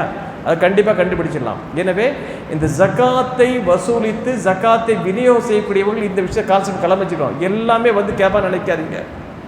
நீங்கள் அப்படி விட்டதில் என்ன தெரியுமா ஆகுது? அவன் தூக்கி ஜக்காத்து கேட்டு வசூல் பண்ணிட்டு போயிட்டே இருக்கிறாங்க. தன்மானம் உள்ள வீட்டில் பேசாமல் பட்டியாக கிடக்கிறான். புரியுதா? அது டபுள் என்ட்ரி வேறு இருக்குது. இங்கே போய் வாங்கி அங்கே போய் அங்கே எல்லாம் வாங்கிட்டு போயிடுவான். இதுக்கு தான் சிஸ்டமாக ஜக்காத் சொல்றது. கூட்டு முறையில் ஜக்காத் கூட சொல்றதுக்கு காரணம் அதுதான். கூட்டு முறையில் நீங்கள் ஜக்காத் கொடுத்தீங்கன்னாக்கா பல்வேறு நலன்கள் அதன் மூலமாக நமக்கு கிடைக்கும். ஃபர்ஸ்ட் என்ன தெரியுமா? ஆனால் ஒரு விஷயம் தெளிவாக புரிஞ்சுக்கிடுங்க, வறுமையை ஒருபோதும் ஒழிக்க இயலாது. நல்லா புரிஞ்சுக்கிடுங்க, வறுமை ஒருபோதும் ஒழிக்க இயலாது. அப்போ ஜக்காத்து தேவைப்படாமல் போயிடும் இல்லையா? தர்மங்கள் எல்லாம் போயிடும் இல்லையா? எல்லாம் பணக்கிறது எவன் யார்கிட்ட வாங்க போகிறான்? வாங்க மாட்டான். அது வறுமை இருந்துட்டு தான் இருக்கும், அது முடியாது. உலகம் அழியும் போது தான் அந்த வறுமை நீங்கும். அது வரைக்கும் வறுமை இருக்கத்தான் செய்யும். அந்த பொருளாதார ஏற்றத்தோடு கண்டிப்பாக இருக்கணும். ஏன் இஸ்லாம் பொருளாதார ஏற்றத்தாழ் வச்சிருக்கு, ஏன் ரப்ப வச்சிருக்கான்னு கேட்டிங்கன்னா அதுக்கும் ஒரு காரணம் அல்லாஹ் குர்ஆன்ல சொல்லி காட்டுறான். அல்லாஹ் தஆலா ஒரு வசனம் சொல்லி காட்டுறான், லியஜஅல் பாதுஹும் பாதுஹும் சுக்ரியா. இந்த பொருளாதார ஏற்றத்தை எதுக்கு வச்சிருக்கா தெரியுமா? சிலரிடம் வேலை வாங்கி கொள்வதற்காக. வீட்டில் கொத்தனார் கட்டுறாரா இல்லையா? அப்படிதானே? குப்பை அள்ளுறாங்களா இல்லையா? அவங்களும் பணக்காரர்கள் இருந்தால் குப்பை யார் அள்ளுறது? வீட்டை யார் கட்டுறதுங்க? எனக்கு என்ன, நான் ஒரு வீட்டை கட்டி சம்பாதிக்கிறேன் பாயா, அப்படி எந்த வேலையும் நடக்காது. ஒரு மனிதன் அல் இன்சானு மதனின் பித்தபன்னு ஒரு விதி இருக்குங்க அரபியில். மனிதன் தன்னுடைய தேவைகளை தனித்து நிறைவேற்றிக் கொள்ள முடியாது. இப்போ நான் ஒரு சட்டை போடுறேன்னாக்கா ஒரு டைலர் வேணுமா இல்லையா? இந்த நூல் தயாரிக்க ஆள் வேணுமா இல்லையா? அதுக்கான கருவிகள் வேணுமா இல்லையா? இப்போ நான் ஒரு சட்டை போடுறதுக்கு எத்தனை பேரோட உழைப்பு இருக்குது? இதுதான் அரபியில் சொல்லுவாங்க அல் இன்சானு மதனியுன் பித்தபன். மனிதன் என்பவன் பலருடைய முயற்சியில் தான் வாழ்ந்துட்டு இருக்கிறான், தவிர தனித்து வாழ முடியாது. இப்போ நான் சாப்பிடணும், அரிசி வேணும், நானே போய் ஏர் உழுது ஆலைக்கு போய் அரைச்சி அந்த ஆலைக்கான மிஷின்லாம் கண்டுபிடிச்சி சாப்பிட முடியுமா? சாப்பிட முடியாது இல்லையா? புரியுதா உங்களுக்கு லாஜிக் எப்படி சொல்கிறாங்கன்ட்டு? ரொம்ப தெளிவாக சொல்லி காட்டுது அல் இன்சானு மதனியுன் பித்தபன். எனவே நம்முடைய தேவைகள் நாமளே நிறைவேற்றிக் கொள்ள இயலாது, பிறருடைய சார்ந்து நாம் இருக்க வேண்டியதாக இருக்குது. அப்போ என்ன செய்யணும் என்ன கேட்டிங்கன்னா, ஒரு மனிதன் இருக்கிறான், அவனுக்கு பொருளாதாரம் தேவைப்படுதுங்க. அதுக்கு முன்னால் ஒரு சின்ன ஒரு விஷயத்தை நான் சொல்லிவிட்டு அடுத்த விஷயத்துக்கு நான் போகிறேன். இது நீங்கள் கோர்வையாக எதிர்பார்க்காதீங்க, தெரியுதா? என்னென்ன விஷயங்களுடைய இதில் தோணுதோ அப்படின்னு நான் ஜக்காத் சம்மந்தம் ரிலேட்டடாக சொல்லிட்டு வரேன், அவ்வளோ தான். நீங்கள் அதை கோர பண்ணீங்க, இப்படி கோர பண்ணீங்க. ஏன்னா இது நான் ப்ரீ பிளானாக இல்லை, நான் வரல. சொன்னாங்க வந்த இடத்துல திடீர்னு ஒரு கிளாஸ் இருக்குன்னு சொன்னாங்க. சரி, நமக்கு தெரிஞ்சதை நம்ம சொல்லிட்டு போயிடுவோம். இங்கே அடிப்படையில் தான் உட்காந்து பேசிகிட்டு இருக்கிறேன். ஏதோ ஒரு மாநாட்டுக்கு போனோன்னாக்கா, ஒரு செமினார் போனோன்னாக்கா கரெக்டாக அது கோர்வை பண்ணி எடுத்துகிட்டு போவோம். இப்போ இது செமினார் இல்லை, ஜஸ்ட்டு ஒரு கெட் டுகெதரான உட்காந்துருக்குறோம். சில விஷயங்களில் தெளிவுபடுத்த உட்காந்துருக்கோம், அவ்வளோ தான். அது மட்டும் நீ மனசில் வச்சுட்டு இங்கே என்ன கோர்வையாக இல்லைங்கிறது யோசனை பண்ணாமல் நீங்கள் கேட்டுட்டுருங்க. இப்போது நல்லா யோசனை பண்ணிங்க, இது ஜக்காத் இருக்கு இல்லையா? ஜக்காத்து கொடுக்கணும், ஏழைகளுக்கு கொடுத்துடணும். கேட்டகரி இருக்குது, யாருக்கு? ஃபக்கீருக்கு, மிஸ்கீனுக்கு. அந்த ஜக்காத்தை கலெக்ட் பண்ணக்கூடியவங்களுக்கு அவங்களுக்கு தரலாம். கடன் சுமை உள்ளவங்களுக்கு, அடிமைகளை விடுதலை செய்வதற்கு, இப்படி ஒரு கேட்டகரி கொடுத்துட்டே வருது. அதே போல் வழிப்போக்கன் என்ன செய்கிறாங்க? ஒருத்தர் கோயம்புத்தூர் வந்துட்டார், ஒரு முறை பணக்காரர் பாரு, பிட் பாக்கெட் போய் அடிச்சுட்டாங்க. புரிஞ்சுக்கிட்டீங்களா? ஒருத்தர் பாக்கெட் அடிச்சுட்டான், அல்ல ஒரு லக்கேஜை திருடிட்டான், கையில் ஒன்றுமே கிடையாது. அவனுக்கு ஜக்காத் நிதி தந்து என்ன செய்யணும்? அவன் ஊர் வரைக்கும் போய் சேருப்பா, அல்ல உன்னுடைய தேவைகளெல்லாம் எடுத்துகிட்டு போப்பான்னு கொடுக்குறான். புரிஞ்சுக்கிட்டீங்களா? இதெல்லாம் ஜக்காத்துடைய கேட்டகரியில் வரும். புரியுதா? தர்மத்தை பொறுத்த வரைக்கும், சதக்கா பொறுத்த வரைக்கும் என்ன செய்யலாம்னாக்க, எல்லா உறவுக்காரர்கள் அத்தனை பேருக்கு நம்ம தர்மம் செய்யலாம். யாருக்கு? எல்லாமே தர்மம் செய்யலாம். கணவன் மனைவிக்கு, மகன் பிள்ளைக்கு, பிள்ளை வாப்பாக்கு எல்லாம் தர்மம் செய்யலாம். ஆனால் ஜக்காத்தை பொறுத்த வரைக்கும் கணவன் மனைவிக்கு ஜக்காத்து கொடுக்க முடியாது. அதாவது அஸ்லு ஃபர்அம்பாங்க. அஸ்லுன்னா வேர், ஃபர்அன்னா கிளை. ஒரு குடும்பத்துக்கு அசல் யார்? பாப்பா தானே. பாப்பா, உம்மா, பாட்டா, மூட்டா வருவாங்க இல்லையா? இவங்க தான் அசல், வேர். கிளைகள் நம்ம பிள்ளைகள். புரியுதா? அப்போது அஸ்லு ஃபர்அக்கு ஜக்காத்து கொடுக்கூடாதும்பாங்க. இப்போ ஒரு மனிதன் என்ன செய்ய முடியாது? தன்னுடைய பாப்பாவுக்கு உம்மாவுக்கு ஜக்காத்து கொடுக்க இயலாது. ஏன்? உம்மா வாப்பாவை பெற்றோர் கவனிக்கிறது பிள்ளைகளுடைய கடமை. ஜக்காத்து கொடுக்க முடியாது. இதே தான் கணவன் மனைவிக்கு ஜக்காத்து கொடுக்க முடியாது, கடமை.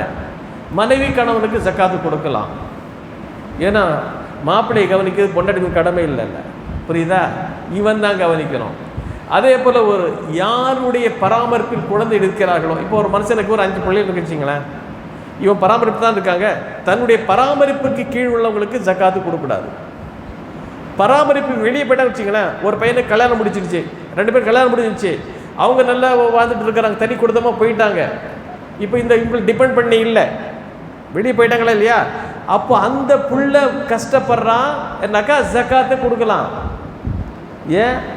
அவனை பராமரிக்கக்கூடிய பொறுப்பு நிற்கல, அவன் சம்பாதிச்சு தனியாக கொடுத்தா போயிட்டான், தனியாக ஃபேமிலி செப்பரேட்டாக போயிட்டான். அப்போ அவனுக்கு ஏன்னா பராமரிப்பில் இல்லை. இது போன்று தன்னுடைய பராமரிப்பில் யாரெல்லாம் இருக்கிறார்களோ அவர்களுக்கு ஜக்காத்தின் நம்ம என்ன செய்யும்போது அலாட் பண்ண முடியாது. சதக்கா வேணுமானாலும் கொடுக்கலாம்.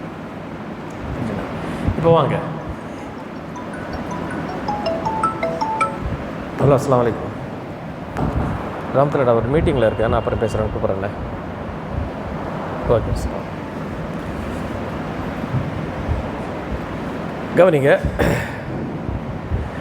இப்போ ஜக்காத்து நம்ம கொடுக்கறது பலனுள்ள வகையில் அமையணும். பலனுள்ள வகையில், புரியுதா? ஜக்காத்துடைய கிடைக்கு பார்த்தீங்கன்னா ஒரு ஏழைக்கு இப்படி கொடுக்குறோம் அப்படி கொடுக்குறோன்னு சொல்லிட்டு வர்றோம். இதில் என்னன்னு கேட்டிங்கன்னா, ஒரு ஆளுக்கு வந்து 1 லட்சம் ரூபாய் தேவைப்படுது வச்சுங்களேன். ஹலோ, சரி கேளுங்க. அதாவது ஒரு மனிதனுக்கு குறிப்பிட்ட அளவுக்கு பொருளாதாரம் தேவைப்படுது. அந்த பொருளாதாரத்தை ஒரு தனி மனிதனால் கொடுக்க முடியாது. எல்லாம் சேர்ந்து கொடுக்க முடியாதா? முடியும் இல்லையா?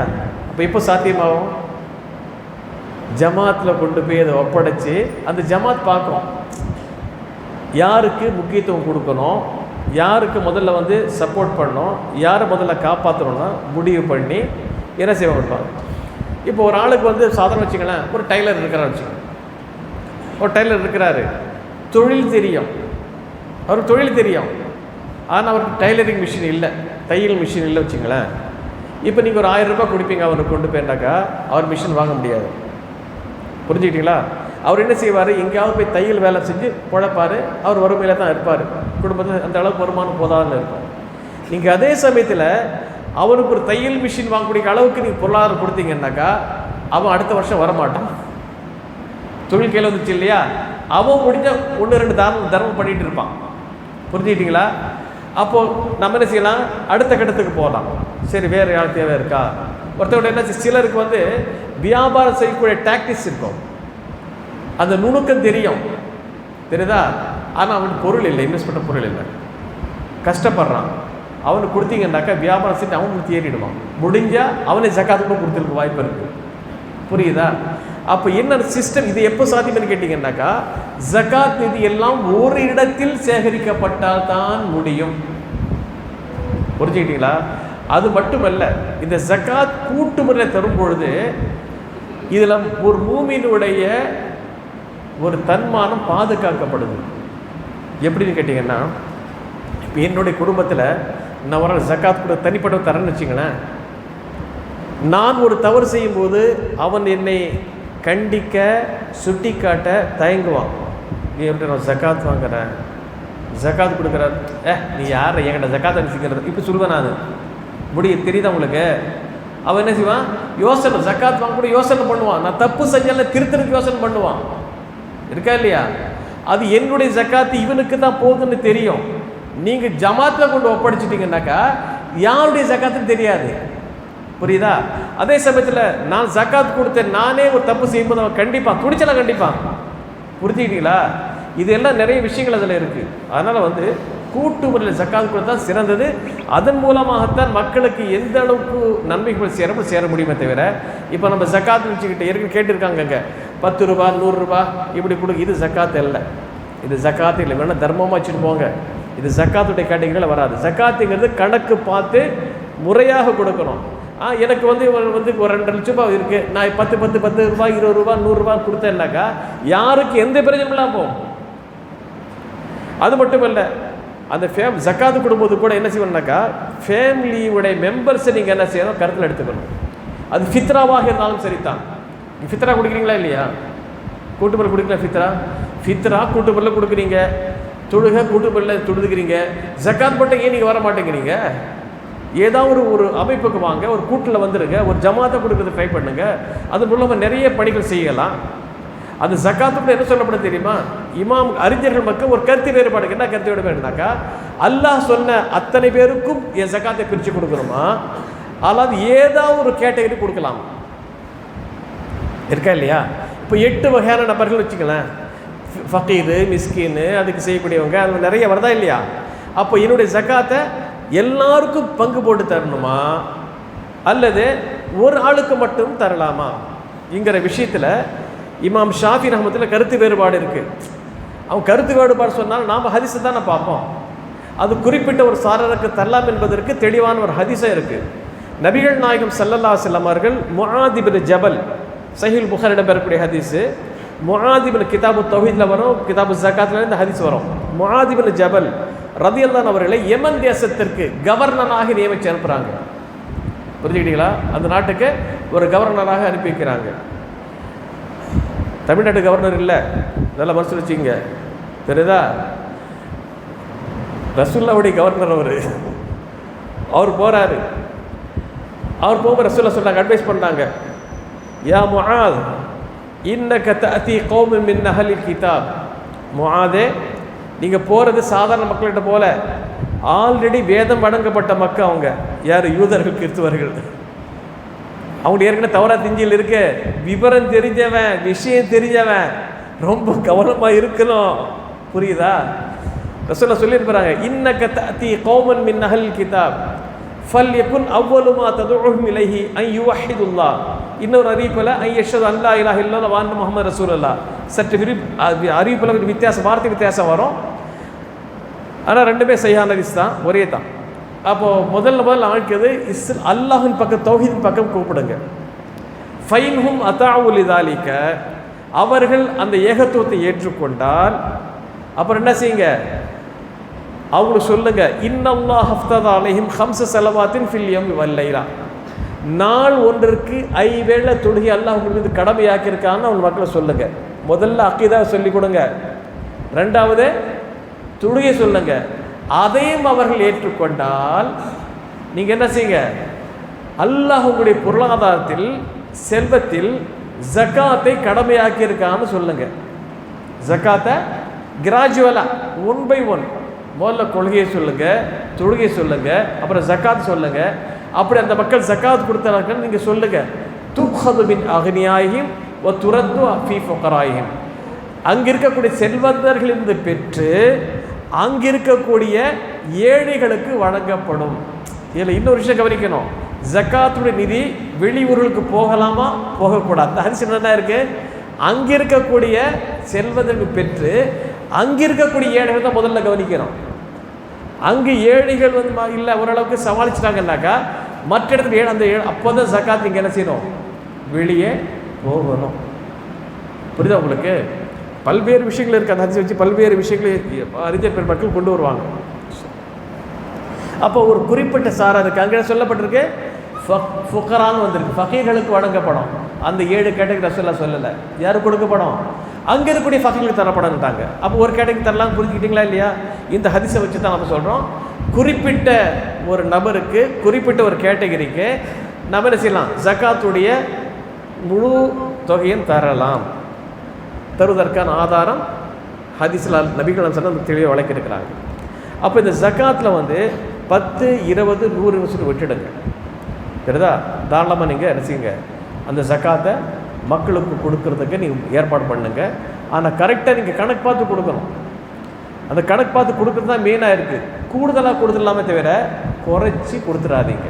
கொஞ்சம் கவனமாக இருக்குது. சதக்கா பொறுத்த வரைக்கும் நீங்கள் கூடுதல் குறை கொடுக்கலாம், தப்பே கிடையாது. ஆனால் ஜக்காத்தை பொறுத்த வரைக்கும் கரெக்டாக நீங்கள் கொடுத்தாங்க அடிப்படையில் நீங்கள் ஜக்காத்தில் கொஞ்சம் கான்சன்ட்ரேட் பண்ணுங்கள். சரி, எப்போ கொடுக்குறது? வருஷம் இருக்கு இல்லையா? வருஷத்துக்கு கூட சாப்பிட எந்த வருடம்? ஹிஜ்ரி வருடமா, ஆங்கில வருடமா?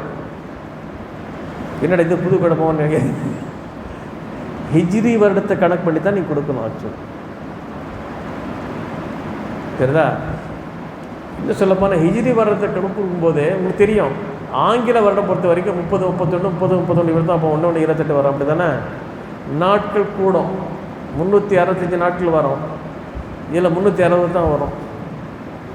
புரியுதா? இப்போ கூட வெளிநாட்டுக்கு ரொம்ப உஷாராயிட்டான். முதல்ல ஹிஜ்ரி அடிப்படையில் தான் செய்யுங்க, ஹிஜ்ரி ஆண்டு அடிப்படையில் தான் சம்பளத்தை கொடுத்துட்டு இருந்தான். 5,000 நாள் அதிகமாக போக சம்பளம் அவனும் இங்கிலீஷ் மாதத்துக்கு வந்துட்டான். ரொம்ப பண விஷயத்தில் ரொம்ப உஷாராயிட்டாங்க மக்கள்.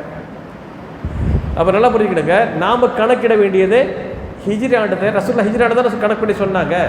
அப்போ அதை மட்டும் கொஞ்சம் கவனத்தில் வச்சுங்க. ஆமாம், நமக்கு வந்து ஹிஜ்ரி மாதமே தெரியாது. நீ என்னன்னு ஒரு வருஷத்தை வரை சொல்லிட்டு இருக்கிற.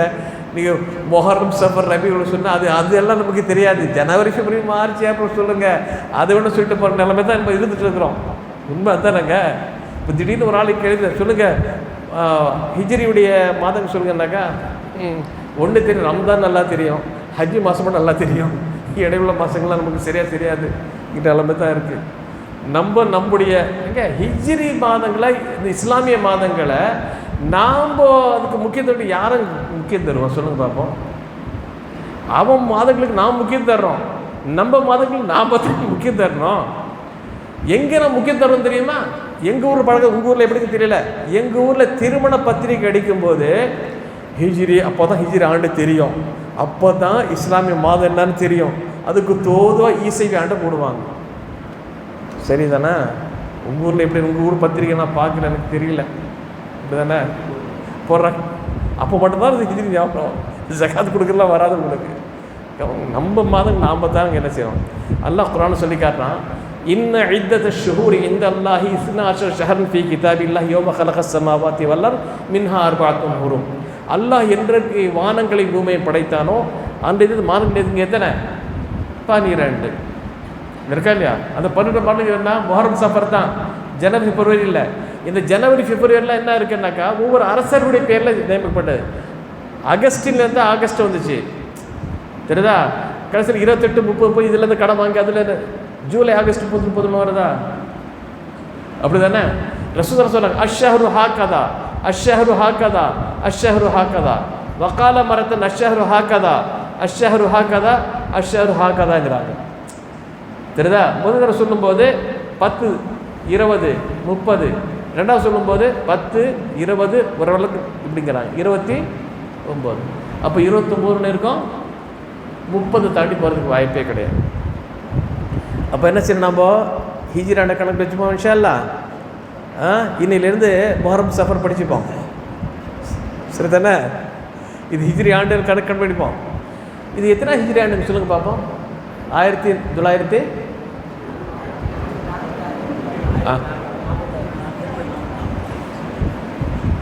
இது நம்ம ஹிஜ்ரி நாம் தான் பார்க்கணும். தெரியுதா? அதில் மாதங்களே நம்ம கணக்கு பண்ணிக்கணும். அந்த வருஷத்தை நம்ம கணக்கு வச்சுக்கிட்டு ஜக்காத் சிஸ்டத்துக்கு மற்ற உலக அலுவல்களுக்காக நீங்கள் அதை பயன்படுத்துங்க. நீங்கள் பயன்படுத்திட்டு போனவங்க, ஏன்னா அதுக்கு போய் நான் பேச முடியாது. தெரியுதா? நமக்குள்ள நம்ம மார்க்கம் சம்பந்தப்பட்ட விஷயங்களை இந்த ஹிஜ்ரி ஆண்டையும் இந்த மாதங்களையும் நான் பயன்படுத்திக்கிட்டு தான் ஒரு முஸ்லீமுக்கு உகந்தது, சரியானது நீங்கள். அப்போது அன்பிற்குரிய சகோதரர்களே, அந்த ஜக்காத்துடைய நிதியை நீங்கள் இப்படி தான் என்ன செய்யணும், ஒரு ஜமாத் அடிப்படையில் கொண்டு வந்து அந்த ஜமாத்தில் என்ன செய்யணும் தெரியுமா? அவங்க வந்து ஒரு ஸ்டடி பண்ணணும். எல்லாம் வந்து கேட்க மாட்டாங்க. தெரியுதா? இதுக்கு என்ன செய்யணும்? யாரெல்லாம் ஏழ்மையில் இருக்கிறாங்கிறது போய் ஒரு சர்வே பண்ணி அவங்களுக்கு எவ்வளோ தேவைங்களை பார்த்துட்டு அவங்க வராத பட்சத்தில் அங்கே கொண்டு போய் கொடுக்கக்கூடிய ஒரு ஏற்பாடு பண்ணணும். இப்போ ஃபித்ரான் நீங்கள் அப்படி தானே கொடுக்குறீங்க, இல்லை பசி அறிவு அப்படி தானே கொடுக்குறீங்க. பசி என்ன செய்றீங்க? டோர் டெலிவரி தானே, நேரடியாக இல்லங்களுக்கு அவங்க வீடுகள் கொண்டு கொடுக்குறீங்க.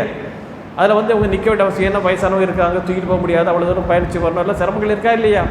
ஏன்னா அவங்க வீட்டில் கொண்டு கொடுக்குறது தான் அது சரியான ஒரு மெத்தட் தான். போல ஃபித்ராவும் அப்படி தான் கொடுக்கணும். நம்ம என்ன திரும்ப செய்கிறோம்? டோக்கன் கொடுத்துட்டு எல்லாம் வாங்க, என்ன இப்படி வீடியோ பண்ணக்கூடாது, அது கூட ஃபோட்டோ எடுத்து அதை எடுத்து அதை எடுத்து எல்லாம் விளம்பரம்லாம் பண்ணிட்டு இருக்கோம். நம்ம அல்லாஹ்க்கு தானே கொடுக்குறோம். புரிஞ்சுக்கிங்களா? இது என்ன செய்யணும்? இது சமுதாயத்துடைய நிலைமை சொல்ல முடியல. ஏன்னா இதை பிடிச்சி போட்டோன்னாக்கா, அதாவது வாழ விட மாட்டான், சாக விட மாட்டான். கழுதைக்கு வாக்கப்பட்டால் உதைக்க அஞ்சு கூட முன்னால் போனால் உதைக்கும், பின்னால் வந்தால் உதைக்கிற போல் இப்படி நம்ம கணக்காட்டுவதற்காக வேண்டி நம்ம கொடுத்த பொருளாதாரத்தை கரெக்டாக முறையாக பயன்படுத்திக்கிட்டோம் என்பதற்காக வேண்டி ஃப்ளாஷ் பண்ணாங்க. இவன் சொன்ன அதை பாரு, முகஸ்துதி விளம்பரம் பண்ணுங்கிறாங்க.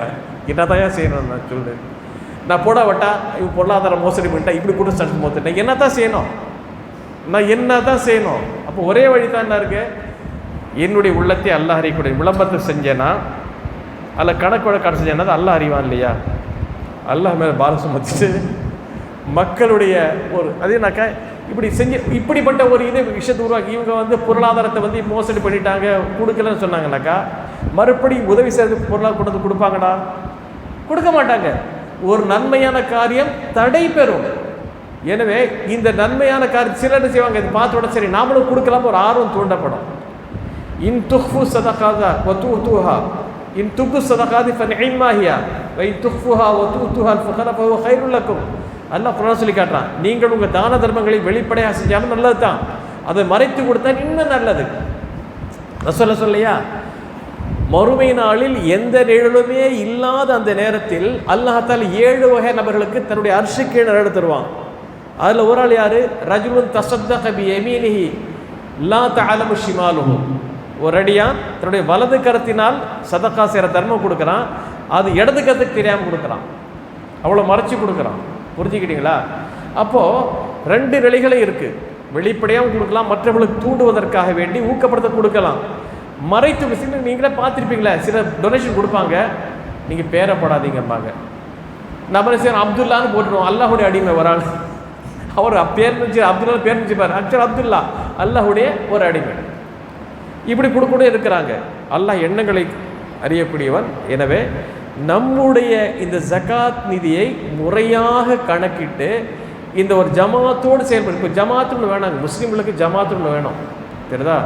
அந்த ஜமாத் எந்த ஜமாத்தும் குர்ஆன் சுன்னா அடிப்படையில் இயங்குமோ, எந்த ஜமாத் வந்து இந்த ஜகாத்துடைய தொகையை முறையாக பயன்படுத்துமோ, சரியான முறையில் விநியோகம் பண்ணுமோ, அப்படிப்பட்ட ஜமாத்தை தேர்வு செய்து ஜக்காத்துடைய நம்ம கொடுத்த நம்ம சும குறைஞ்சிச்சு, நம்ம தேடி போட அவசியம் இல்லை. பொறுப்பு அவங்கள சுமத்திட்டு நான் அல்லாஹ் சொல்லலை, யாரெல்லாம் என்னுடைய ஜக்காத்துடைய தொகையை நான் ஒப்படைச்சிட்டேன் முறையாக. ஏன்னா ரசூல் ஸல்லல்லாஹு அலைஹி வஸல்லம் காலத்தில் யாருமே தனியாக ஜக்காத்து கொடுக்கலங்க. ஜக்காத்தை கலெக்ட் பண்ணுவது ஜக்காத் கலெக்டர்னு தனியாக வச்சுருந்தாங்க, அதில் தான் உங்களுக்கு சம்பளம் கொடுத்தாங்க, தெரியுதா? இந்த விஷயத்தை ஒரு விஷயங்களா புரிஞ்சுக்கிடுங்க. ஒரு ஜமாத்தில் ஜக்காத்தை கலெக்ட் பண்ணுவதற்காக வேண்டி சம்பளம் கொடுக்குறான்னு வச்சிங்களேன், அவருக்கு அந்த ஜக்காத் நிதியிலும் தரக்கூடாது, அவர் ஜக்காத்துக்கு தகுதி இல்லை. ஏன்? அவர் ஆல்ரெடி வச்சுருக்காரு, சம்பளம் வாங்கிட்டு இருக்காரு. யாருக்கு குடும்பம் தெரியுமா? சம்பளம் வாங்கலை, அதற்காக ஓடி போய் உழைக்கிறாரு. அந்த உழைப்புக்கு நம்ம சம்பளம் ஃபிக்ஸ் பண்ணிட்டோம்னாக்கா ஜக்காத்துலேருந்து தரக்கூடாது. அவருக்கு சம்பளம் கொடுக்கல, நீங்கள் ஃபிக்ஸ் பண்ணுறோம், நீ போய் ஜக்காத் வசிட்டு போகலாம், சிரமப்பட்டு கஷ்டப்பட்டு போய் செய்கிற வசூல் பண்ணிட்டு வர்றாருனாக்கா அப்போ அந்த ஜக்காத் நிதியிலேருந்து அவருக்கு ஒரு தொகையை தரலாம், தப்பு இல்லை, இஸ்லாம் தான் சொல்லுது. அதே போல் வந்து நிறைய விஷயங்கள் வச்சுங்களேன், பல விஷயங்கள் வந்து அடிமைகள் மட்டும் இல்லைங்க, அந்த லிஸ்ட்டில் வந்து அடிமைகள்ங்கிறது இப்போ இல்லை. பாக்கி தவிர்த்து அத்தனை மக்கள் இருக்கிறாங்க, கடலால் இருக்கிறாங்க, வழிபோக்கில் இருக்கிறாங்க, ஏழை எளிய மக்கள் இருக்கிறாங்க, இந்த மாதிரி பல கேட்டகரி. அந்த கேட்டகரியை பார்த்து எது அவசியமோ அவங்களுக்கு அந்த ஜக்காத்தை நீங்கள் கொடுத்தாகணும். அப்படி கொடுக்காமல் போனால் மிகப்பெரிய தண்டனைக்கு நாம் ஆளாகி விடுவோம். அப்போ ஜக்காத்துங்கிறது நல்லா புரிஞ்சுக்கணுங்க. வெள்ளி தங்கத்துக்கு நான் சொல்லிட்டேன், வெள்ளி தங்கமும் கரைச்சி இருந்தால் 2.5. நிசாப் என்ன? நிசாப் எவ்வளோ? 85 கிராம். எத்தனை கேரட்டு? 24 கேரட் தந்துடுங்க. விளைச்சலாக இருக்குமே ஆனால், தெரியுதா? ரசூலுல்லாஹி ஸல்லல்லாஹு அலைஹி வஸல்லம் சொல்லி காட்டாங்க, மா சக்கத்தி சனா, எது வானம் பார்த்த பூமியாக இருக்கும், அதாவது மழை பெஞ்சா செஞ்சு நீங்கள் ஒன்றும் கஷ்டப்படலை, தண்ணி பாய்ச்சிறது அந்த வேலை எல்லாம் கிடையாது, பென்ஸ் கிடையாது, மழை பெய்யுது விளையுது, அப்படி இருக்குமே ஆனால் அதில் வந்து உஷ்னு சொன்னாக்கா 10ல் 1, அப்போ 100க்கு 10, 100க்கு 10. ஒரு 100 தேங்காய் பறிக்கிறேன்னாக்கா 10 காய் தருவோம், புரியுதா? 100 தேங்காய் நம்ம எந்த விஷயம் இல்லை, சும்மா இருக்க, அதுக்கு என்ன பராமரிப்பு இல்லைன்னாக்கா ஒரு 10 காய் கொடுப்போம். வாத்து ஹக்கஹு யௌம ஹசாதிஹி, அல்லாஹ் குர்ஆன் சொல்லி காட்டுறான், அறுவடை செய்யும்போது அதற்கான ஹக்கை நீங்கள் கொடுங்கங்கிறான். அது ஹக்கன், அது ஜக்காத்து. அதே சமயத்தில் நீங்கள் பம்ப் வச்சு மோட்டர் வச்சு என்ன செய்றீங்க, தண்ணீர் பாய்ச்சிங்க, கரண்ட் செலவு இருக்குது, அங்கே வேலை செய்கிற ஆட்கள் இருக்கிறாங்க, எல்லாம் இருக்கு இல்லையா? அப்போது அந்த விளைச்சல் எவ்வளோ தண்ணி கேட்டிங்கன்னா நிஸ்ஃபுல் உஷ்ரு, நிஸ்ஃபுல் உஷ்ரு. 10ல் 1, 10ல் அரை எவ்வளோ ஆச்சு? 5%. 5% தர போகிறீங்க. புரியுது? அது எப்போ தருவீங்கன்னாக்கா, அங்கே வருஷம் சொன்னோம் இல்லையா, அங்கே வருடம். இங்கே அப்படி இல்லை, ஒவ்வொரு அறுவடை ஈல்டு, ஒவ்வொரு அறுவடையும் போது அதை கணக்கு பண்ணி தந்துடுவோம். அதுக்கு எவ்வளோ அப்படி கேட்டிங்கன்னா, அதுக்கு சில கிலோ கணக்கில் இருக்குது. இப்போ உங்களுக்கு அது தேவைப்படாதுன்னு நான் சொல்லலை.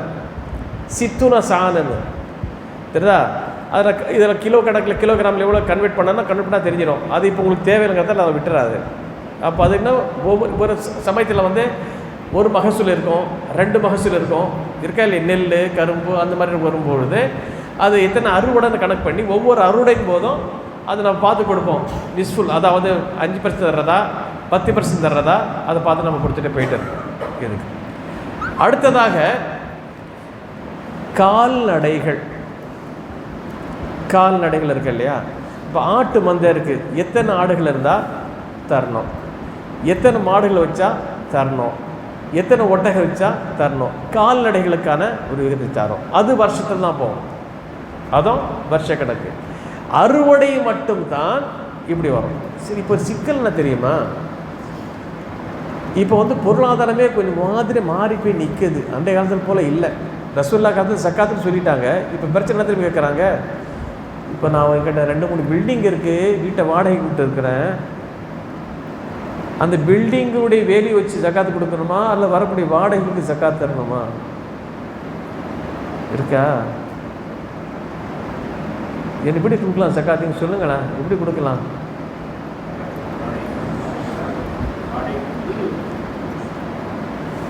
அப்புறம் அப்படி மால் தானே, சொத்து தானே அது. ரசூல்லா காலத்தில் யாரும் வீட்டு வாடகை கொடுக்கலாங்க,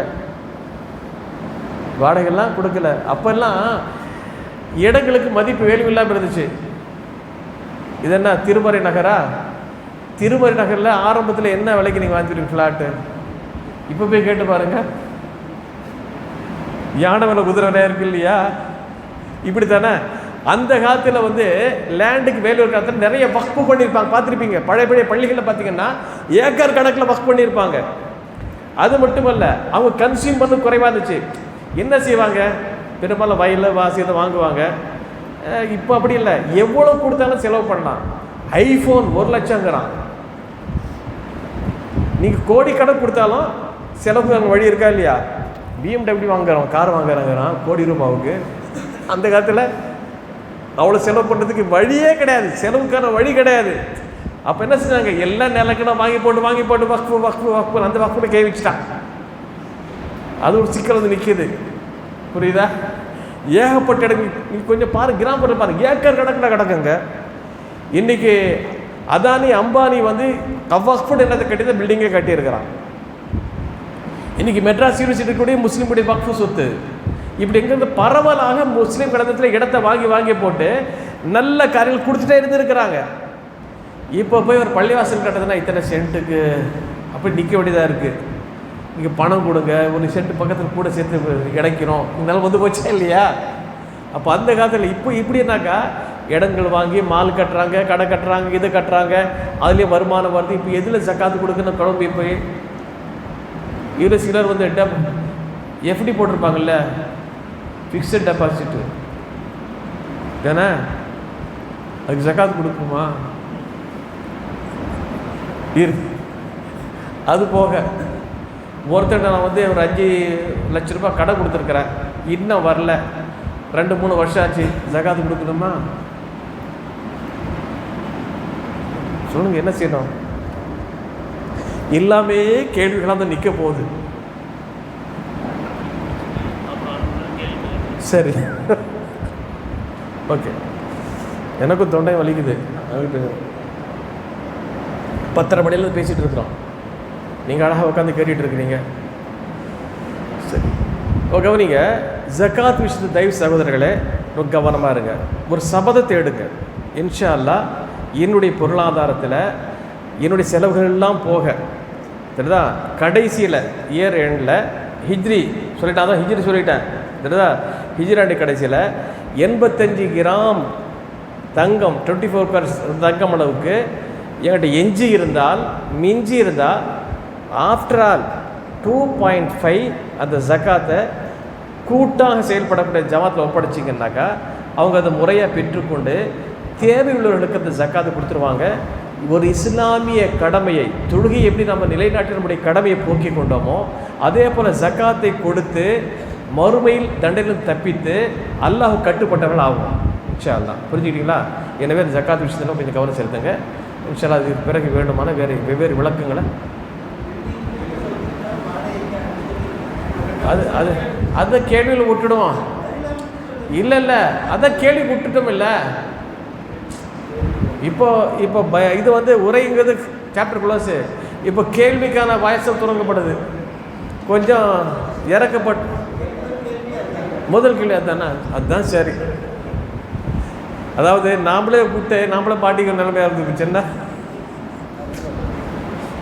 ஏன்னா மக்களுக்கு அப்படி தான் சொல்ல வேண்டியது. சில சமயத்தில் மக்கள் கேட்டு போயிடுவாங்க. நாமளும் சில கேள்விகளை எழுப்பி அதற்கான விடையை அவங்களுக்கு தர வேண்டியதாக இருக்கும். அப்புறம் போய் அடடா இந்த கேள்வி கேட்க மறந்துட்டேனேம்பாங்க இல்லையா? அந்த அளவுக்கு நம்ம இடம் கொடுக்காம கேள்வியும் நானே பதில் நினைக்கிற போல இப்போ வந்துட்டு இருக்கு. ஒரு விஷயத்தை புரியுங்க. நான் சொன்னேன் ரசூலுல்லாஹ் காலத்தில் இந்த மாதிரி பில்டிங் இதெல்லாம் சோர்ஸ் எல்லாம் கிடையாது. புரிஞ்சுக்கிட்டீங்களா?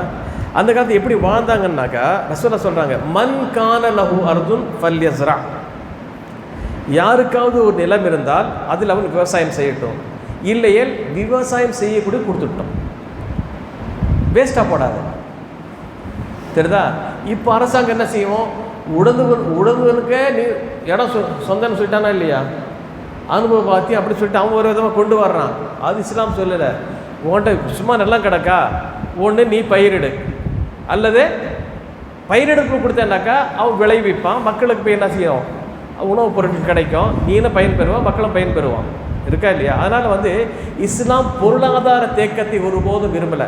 வெள்ளியாக வாங்கி குமிச்சு வச்சுக்கிறது, தங்கமாக வாங்கி கட்டியாக பாரமாக வச்சுக்கிறது, அது நீங்கள் பொருளாதாரம் போட்டு பொருளாதாரத்தை பெருக்குங்க. பொருளாதாரம் தேவைப்படுதா இல்லையா?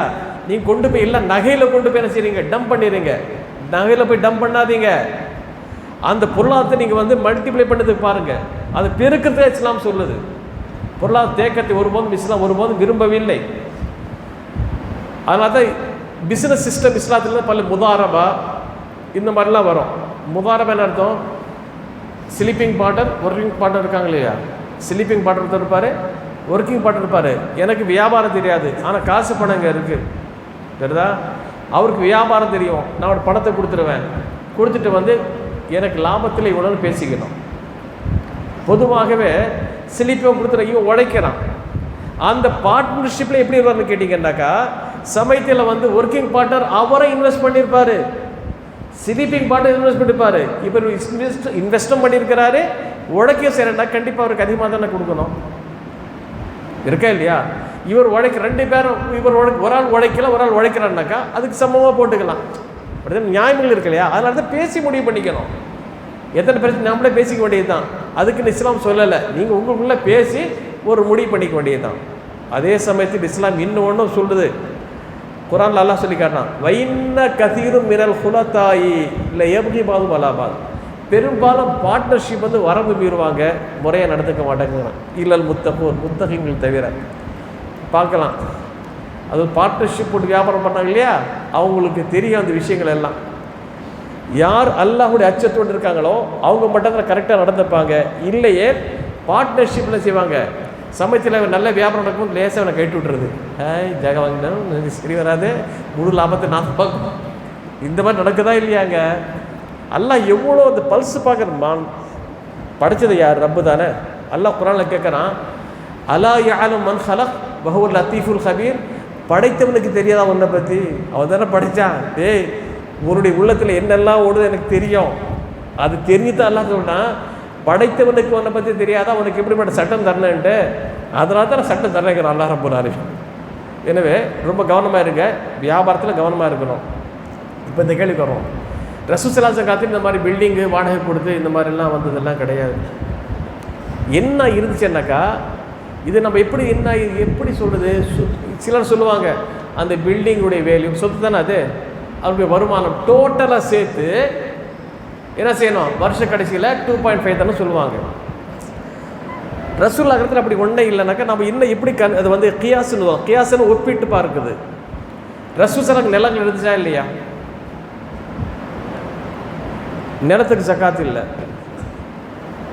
நிலத்துக்கு ஜக்காத்தில் ஜக்காத்தில் கொடுத்தாங்க, விளைச்சல்ல கொடுத்துருக்குறாங்க. நிலத்துக்கு ஜக்காத் இல்லை, எதில் கொடுத்துருக்காங்க? அதில் வரக்கூடிய வருமானம் அதில் கொடுத்துருக்காங்க இல்லையா? அப்போ நீங்கள் பில்டிங்கில் என்ன செய்யுங்க, பில்டிங்கில் உடைய வருமானம் இருக்கா இல்லையா, அது எவ்வளோ தருவீங்க? மென் செலவு இருக்கு இல்லையா, வரி கட்டுவீங்க, ஈபி கட்டுவீங்க, அங்குள்ள லேபர்ஸுக்கு தருவீங்க, மென்ஸுக்கு இல்லையா? அப்போ என்ன வரும்?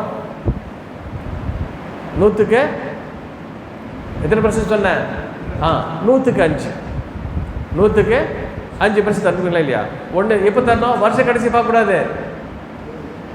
எப்படி அந்த கணக்காக தான் வரும். நீங்கள் வருஷ கடைசியில் பார்த்தாலும் அது நீங்கள் கரெக்டாக அக்கௌண்ட்டில் வச்சுக்கணும். தெரியுதா? ஒரு மாதம் வரும் இல்லையா? மாதம் வந்துச்சுன்னா மாதம் கணக்கு பண்ணி ஒதுக்கி வச்சுருங்க.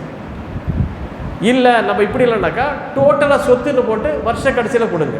ரெண்டில் தான் ஒரு ஆப்ஷன், ரெண்டில் தான் ஒன்று செஞ்சுக்கலாம். ஆக அதில் ஜக்காத் நீங்கள் கொடுத்து ஆகணும். அதை மட்டும் முடிவு பண்ணி. இன்னொரு விஷயம் இருக்குது. சில நானே கேள்வி நான் கேட்கலாமா? நானே கேள்வி கேட்டுக்கிறேன். ஏன்னா நம்மகிட்ட படிக்கக்கூடிய மாணவிகள் மாணவர்கள் மற்றபடி கேளுங்க. எனக்கு இத்தனை பவுன் நகை இருக்குது சொல்கிறாங்க. இந்த லேடி கேட்குறேன், எனக்கு இத்தனை பவுன் நகை இருக்குது, நான் என்ன அதுக்குள்ள ஜக்காத் கொடுத்ததுக்கு காசு இல்லை. நகை வச்சுருக்காங்க, ஜக்காத்து கொடுக்கறதுக்கு காசு. அப்போ நகைக்கு எவ்வளோ ஜக்காத்து கொடுக்கணும்? தங்கம் தானே நகை. அது வேணும், அது டாபிக் அப்படியே இருக்கட்டும். நகைக்கு ஜக்காத்து இருக்கா இல்லை அப்புறம் பார்ப்போம். தெரியுதா? திருச்சித்துக்குறோம். அப்போ எனக்கு ஜக்காத் கடமையாவது, ஜக்காத் கொடுக்கிட்ட அமௌண்ட் இல்லைன்னாக்கா இப்போ என்ன செய்யறது கேட்குறாங்க. அவ்வளோ அமௌண்ட் இல்லை, கொஞ்சமாக அமௌண்ட் இருக்குது. ஜக்காத் என்பது ஒரு கடன், அது ஒரு கடன். நீ கடனை ஒரு தவணையில் முடிக்கலாம், பல தவணையில் முடிக்கலாமா இல்லையா? இருக்கா இல்லையா? இப்போ குறிப்பாக இந்த மாத வருமானம் உள்ளவங்க, கவர்மெண்ட் செக்டரில் இருக்கக்கூடியவங்க இருக்கா இல்லையா? அவங்களுக்கு வாழ்க்கை செலவு போக இருக்குது. அந்த சொத்துக்கு ஜக்காத் கொடுத்தாகணும், அந்த பொருளுக்கு ஜக்காத் கொடுத்தாகணும். ஆனால் ஜக்காத் கொடுப்பதுக்கு இப்போ அமௌண்ட் கைவசம் இல்லைன்னாக்கா அவர்கள் அதை அவங்க கடனாக வச்சுக்கணும். இது என் மீது கடமை, இதை நான் நிறைவேற்றணும். புரிஞ்சுக்கிங்களா? ஒரு மனிதன் ஒரு சொத்து இருக்குது, அவனுக்கு ஜக்காத் கடமையாக இருக்குது, அவன் மௌத்தா போயிட்டா ஜக்காத்துடைய நிதியை கைட்டுட்டு தான் சொத்தை பங்கு போடணும். சட்டம் புரியுதா உங்களுக்கு? ஏன்னா ஜக்காத்துக்கு உங்களுடைய பணம் இல்லை, அது ஏழைகளுக்கு போய் சேர்க்கக்கூடிய வரி. அதை கைட்டுட்டு தான் நீங்கள் என்ன செய்யணும்? ஜக்காத்தை நீங்கள் பங்கு போடணும். அப்போ இந்த அளவுக்கு நம்ம ஒரு துல்லியமாக அந்த விஷயத்தை நம்ம கணக்கு பண்ணணும். அப்போ ரசூலுல்லாஹி காலத்து இது போன்ற நிலை இருக்கும்போது நம்ம என்ன செய்யணும்? கியாஸ் பண்ணி இதுக்கு என்ன செய்யணும்? ஒன்றே பில்டிங்கு அதுக்கு வேலை சேர்த்து கடைசியில் கொடுங்க, அல்லது ஒவ்வொரு மாதம் அது ஈல்டு வரும்பொழுது 5% கொடுத்துட்டு போங்க. அது அல்லாஹ் போகும். அப்போ இந்த மாதிரி புரிஞ்சுக்கிட்ட பணம் இல்லாவிட்டா கடனை வச்சுக்கங்க. சில ஊர்களில் எங்கள் ஊர் போன சொல்லணும், எங்கள் ஒரு ஜமாத் ஒன்று இருக்குது, பைத்துல் வச்சுருக்காங்கன்னு, ஆனால் ப்ராப்பராக செயல்படாது. எதுக்கு பயன்படுத்தணும்னு தெரியாது. சதக்காவுடைய அமௌண்ட்டை தனியாக வைக்கணும், ஜக்காத்துடைய அமௌண்ட்டை தனியாக கணக்கு பார்க்கணும். ரெண்டே மெர்ஜி பண்ணி ஏழை குமர்கள் அது இது என்னென்னா கண்ணா பண்ணா சில பண்ணி விட்டுறாங்க. புரிஞ்சுக்கிட்டீங்களா? அந்த மாதிரி கூடாது. கரெக்டாக ஜக்காத்துடைய நீதி எதுக்கு அதுக்கு தான் பயன்படுத்தணும். அப்படி பயன்படுத்தும் போது ரொம்ப கவனமாக இருந்து பயன்படுத்தணும். ஜக்காத்து எப்பொழுது வாங்குகிறோம் லிஸ்ட் எடுத்துக்கிடுங்க. பொதுவாக இப்போது இருக்காங்க யாராவது பொறுப்பு எடுத்துக்கிட்டு ஜக்காத் கொடுக்கக்கூடிய தகுதியானவர் யாரும் முதல்ல லிஸ்ட் எடுங்க. புரியுதா? ஏன்னா சில விஷயங்கள் தானே கொண்டு கொடுக்க மாட்டாங்க, அதை தேடி போய் நம்ம ஜக்காத்து வாங்கிட்டு வரணும். ரசூல் அப்படி தான் செஞ்சுருக்காரு. ஜக்காத் கலெக்டர் அனுப்பியிருப்பாங்க, ஜக்காத் வசூலிப்பதற்காக ஆளை நியமிச்சிருக்கிறாங்க. தானாக ஜக்காத் கொண்டு கொடுக்குறோம் மக்கள் இருக்கிறாங்க. சிலருக்கு ரொம்ப பிஸியாக இருப்பார், கொண்டு கொடுப்பதுக்கு நேரம் இருக்காது. அப்படிப்பட்ட மக்களை நாமளே அணுகி என்ன செய்யலாம்? அந்த ஜக்காத்தை வாங்கி அந்த ஜக்காத் நிதியில் சேர்த்து வச்சுக்கலாம். இதெல்லாம் நீங்கள் ஒரு சிஸ்டமேட்டிக்காக கொண்டு வந்தீங்கன்னாக்கா அல்ஹம்துலில்லாஹ் இந்த சமுதாயத்தில் நல்ல ஒரு தாக்கத்தை, நல்ல ஒரு நிலை ஏற்படுத்தலாம். இதில் மனக்குரோதங்கள் எல்லாம் நீங்கி போகும், ஒரு சகோதரத்துவம் ஏற்படும், மக்கள் ஒருவர் நேசிக்கக்கூடிய நிலைமைக்கு தள்ளப்படுவாங்க. இந்த ஜக்காத்தில் கூட விஷயங்கள் இருக்குது. புரியல? எஃப்டியா? முதல்ல எஃப்டி கூடுமா கூடாது சொல்லுங்கள். நீங்கள் எப்படி அது ஃபிக்ஸடு டெபாசிட்டுங்கிறது இன்ட்ரெஸ்ட் பேஸில் தான் இருக்குது, வட்டி தானேங்க. அப்புறம் அதுவே கொடுக்கும், அதுக்கு என்னதுக்கு வருது? அதான் அதாவது கடன் வச்சுங்க, அது ஃபிக்ஸட் டெபாசிட் விட்டுங்க. கடன் இருக்குது. இப்போ என்ன, இப்போது நம்ம சகோதரர் சித்திக்கிட்ட ₹1 கோடி நான் கடன் கொடுத்தேன், சரிதா? இதோ அதோ இழுத்தடிக்கிறாரு. ஆனால் ஒரு விஷயம் எல்லாம் புரியுங்க, கடனில் கூட எழுதிட்டு தான் கொடுக்கணும். என்ன நம்ப மாட்டீங்களான்னு கேட்டால் கொடுத்துடக்கூடாது. சூரத்துல் தைன் கடன் சம்பந்தப்பட்ட வசனம் அல்லாஹ் ரப்பல் ஆலமீன் சூரத்துல் பக்ராவில் பெரிய வசனமே அதுதாங்க. குர்ஆன்லேயே பெரிய வசனம் எது? கடன் சம்பந்தப்பட்ட வசனம் தான். சின்ன கடனாக இருந்தாலும் பெரிய கடனாகும் நீங்கள் எழுதி வாக்கிடுங்கன்னு இஸ்லாம் சொல்லுது. இந்த இடத்துல போய் என்ன நம்ப மாட்டீங்களா, நான் என்ன ஏமாத்தியா போடுவேன்? இதாங்க நீங்கள் ஏமாத்து நான் சொல்லலைங்க, குர்ஆன் சொல்லுது, அல்லாஹ்வுடைய சட்டம். நீங்கள் அல்லாஹ்வுடைய சட்டத்தை நம்ம அமல்படுத்துவோம், நீங்கள் எழுதி கொடுத்துருங்க, சாட்சி எழுதி கொடுத்தா எந்த பிரச்சனையும் இல்லை. புரிஞ்சுக்கிட்டீங்களா? அப்போ ஒரு கடன் கொடுத்துருக்கேன்னு வச்சுங்களேன், ₹1 கோடி கடன் கொடுத்துருக்கிறேன். அவர் எழுத்து படித்து நிற்கிறாரு. நான் பார்க்கணும் அவர் ஏன் டிலே பண்ணுறாரு என்ன கேட்டிங்கன்னாக்கா, அவருக்கு அந்த அமௌண்ட் கையில் வரல, அதனால் டிலே பண்ணுறாரு, நியாயம். ரசூலுல்லாஹ் சொல்கிறாங்க, யார் கடன் வாங்கியவருக்கு அவகாசம் கொடுக்குறாரோ அல்லாஹ் தஆலா அவங்களுக்கு என்ன செய்வான், நன்மை கொடுப்பாங்கிறாங்க.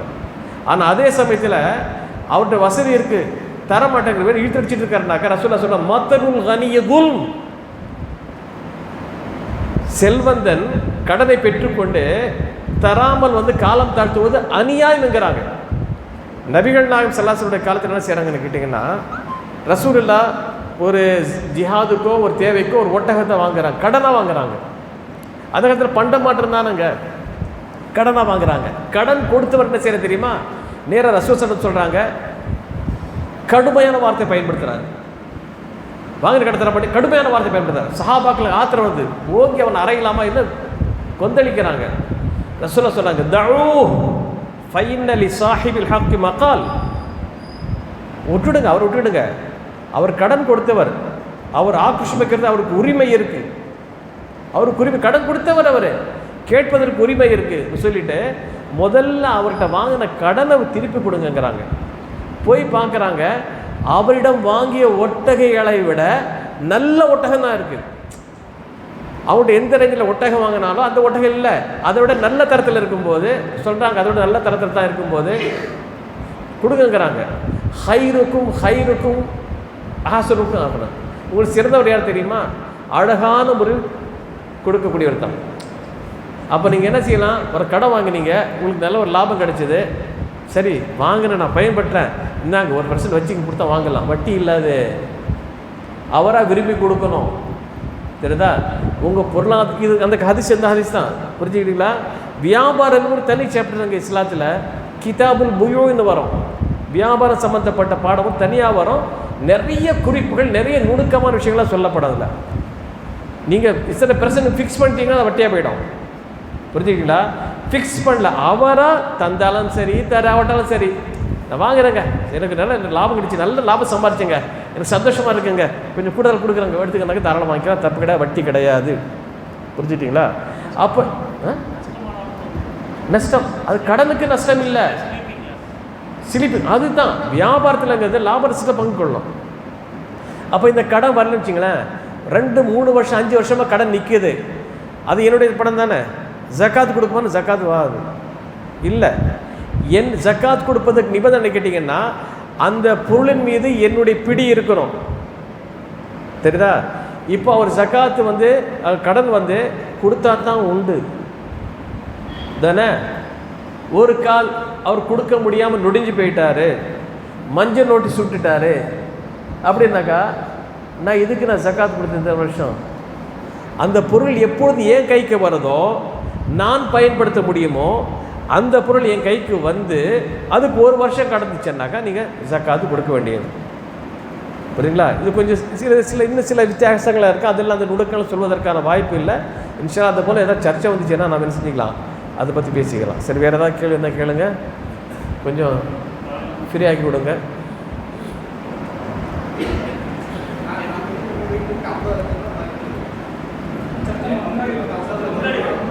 கொஞ்சம் சத்தம் போட்டு கேளுங்க.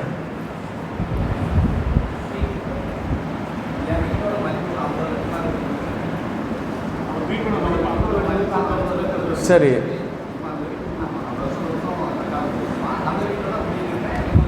அல்ல, அதாவது நல்லா புரிஞ்சா ஏற்கனவே சொல்கிறேன், வசிக்கக்கூடிய வீடுக்கு நீங்கள் கோடிக்கணக்கில் போட்டு கட்டினாலும் அதுக்கு ஜக்காத்து கிடையாது.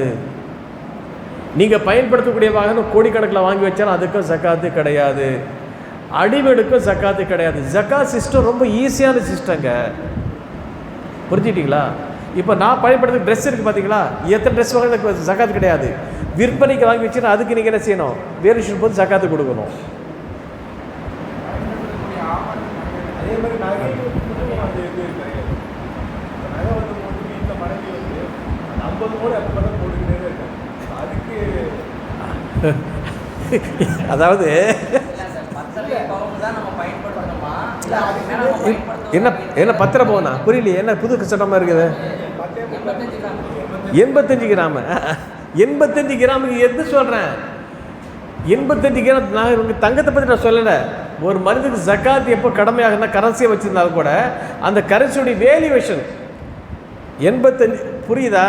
அந்த 85 கிராம் வாங்கும்போது எவ்வளோ பணம் தேவைப்படுமோ அந்த அளவுக்கு ஒரு வருஷத்துடைய கடைசியில் பேலன்ஸ் தான் 2.5 தரணும். சரி, நான் கேட்குறேன், நல்லா புரிஞ்சுக்கிடுங்க. பொதுவாக யாருமே 50 பவுன் கழுத்தில் போட்டு அலைய மாட்டாங்க. சும்மா பேச்சு கேட்கலாமே தவிர, தெரியுதா? லாக்கரில் தான் இருக்கும். எங்கே இருக்கும்? லாக்கரில் இருக்கும். வழமையாக என்ன செய்வாங்க, கழுத்தில் ஒரு செயின் போடுவாங்க, வளை போடுவாங்க. இந்த மாதிரி விசேஷ கல்யாணம் சொல்லியிருந்தாங்கனாக்கா ஒரு தஞ்சாவூர் பொம்மை ஆட்டம், கவர்னர் மாலை இந்த மாதிரி போட்டுக்கிட்டு அதில் மற்ற பார்க்கணும் வேறு, தெரியுதா? அப்படி பில்டப்பில் போவாங்க. கல்யாணத்தில் எவ்வளோ பிரச்சனை நடக்கு நமக்கு சொல்ல வேண்டிய அவசியமே கிடையாது. அழகு ஒரு பெண் எங்கே காட்டினாங்க? கண்ணு தானே. வீட்டில் இருக்கும்போது சும்மா தலைவாரம் ஒரு மாதிரியாக வேலை கரெக்டாக இருப்பாங்க. ஒரு ஃபங்க்ஷன் போகும்போது யாரும் மடப்பண்ணு தெரியாத அளவுக்கு மேக்கப் போடுவாங்க, மாற்றிக்கிட்டு தாலி கட்டிட்டு போகிறாங்க, தெரியுதா? அந்த அளவுக்கு இதை அழகி போட்டிக்கு போகிறப்பல போவாங்க. உங்கள் ஊரில் எப்படி தெரியல, எங்கள் ஊரை பற்றி சொல்லிட்டு இருக்கிறேன். ஏதோ அழகி போட்டிக்கு போகிறப்பல அப்போ தான் புது ட்ரெஸ் எடுப்பாங்க, அப்போ தான் எல்லா நகையும் வரும். அந்த துப்பட்டி வெள்ளை வெள்ளையாக இருக்கா பாப்பா. உங்கள் ஊரில் துப்பட்டி படக்கல இல்லையா? எங்கள் ஊரில் வெள்ளை துப்பட்டி பெருசாக இருக்கும், அந்த துப்பட்டி வெள்ளையாக இருக்கும். எல்லாம் பார்க்கணும். யாருக்கு நீங்கள் அலங்காரம் விட்டு காட்டுங்க? அல்லாஹ் குர்ஆன்ல சொல்லி காட்டுறான், தெளிவாக பட்டியலே தர்றான். பலா யுத்தின ஜீனத்துன்னா இல்லை புகழத்தின்னா ஆபாய் என்ன ஆபாய் ஊரு தின்னா அப்படின்னா என்ன பட்டியலே தர்றான். எல்லாம் இதுக்கு என்ன காரணம்னு கேட்டிங்கன்னா, இஸ்லாமிய அந்த தாலீம் சொல்லப்படக்கூடிய அந்த ஒழுக்கங்கள் நம்ம பேணுறது கிடையாது. அதனால் இவ்வளோ பிரச்சனை இதுதான், புரிஞ்சுக்கிட்டீங்களா? இந்த யூடிசிக்கெலாம் காரணம் இதுதானாங்க. இஸ்லாம் சொல்லக்கூடிய இந்த வரைக்கும் நின்றுனாக்கா பல்வேறு பிரச்சனை நம்ம செய்யலாம், தவிர்க்கலாம். சரி, அப்போ நல்லா புரிஞ்சுக்கிடுங்க. இந்த நகைகள் பற்றி ஒரு தம்பி ஒரு கேள்வி கேட்டார் இல்லையா? குறிப்பாக எந்த போட்டிருக்காங்களோ அதுக்கு பொது 2 கருத்து இருக்குது. அதில் நகைகளுக்கு ஜக்காத் இருக்கா இல்லையாங்கிறதுல அன்றைய கால அறிஞர் மத்தியிலே ஒரு கருத்து வேறுபாடு இருக்குது. சிலர் என்ன சொல்கிறாங்கன்னாக்கா, அது வந்து தங்கமா இல்லையா, தங்கமா இல்லை, தங்கம் தானே, தங்கத்துக்கு ஜக்காத் இருக்கா இல்லையா, அப்போ நீங்கள் ஜக்காத்து கொடுங்க ஒரு சாரா. இன்னொரு சார் என்ன சொல்கிறாங்கன்னா, இப்போ இருக்கக்கூடிய அந்த அரபு நாட்டில் இருக்கக்கூடிய அறிஞர் பெருமக்களுடைய ஃபத்வா எப்படி வருதுன்னு கேட்டிங்கன்னா, எந்த நகையை ஒரு பெண் எப்பொழுதும் தன்னுடைய உடம்பில் போட்டுருக்காளோ அதுக்கு ஒன்ஸு கொடுத்தா போதுமானது. ஜக்காத் இருக்குது, வருஷம் இல்லை, ஒன்ஸு கொடுத்தா போதுமானது. எதை நீங்கள் வந்து சேஃப்டி லாக்கரில் கொண்டு வைக்கிறீங்களோ அதுக்கெல்லாம் வருஷம் கொடுத்தாங்க. அப்படி இல்லைன்னு சொன்னால் ஜக்காத்தில் தப்பிப்பதற்காக எல்லாமே நகையாக வாங்கி வச்சுருவான். புரியுதா? எஸ்கேப்பா போவனா இல்லையா? ஹனஃபி மதம் ஹனஃபி மதம் கேள்விப்பட்டிருக்கீங்களா? கேள்விப்பட்டிருக்கீங்களா? ஹனஃபி ஷாஃபி சொல்லுவாங்களே இல்லையா? இங்கே ஹனஃபிகள் தான் அதிகமாக இருப்பாங்க.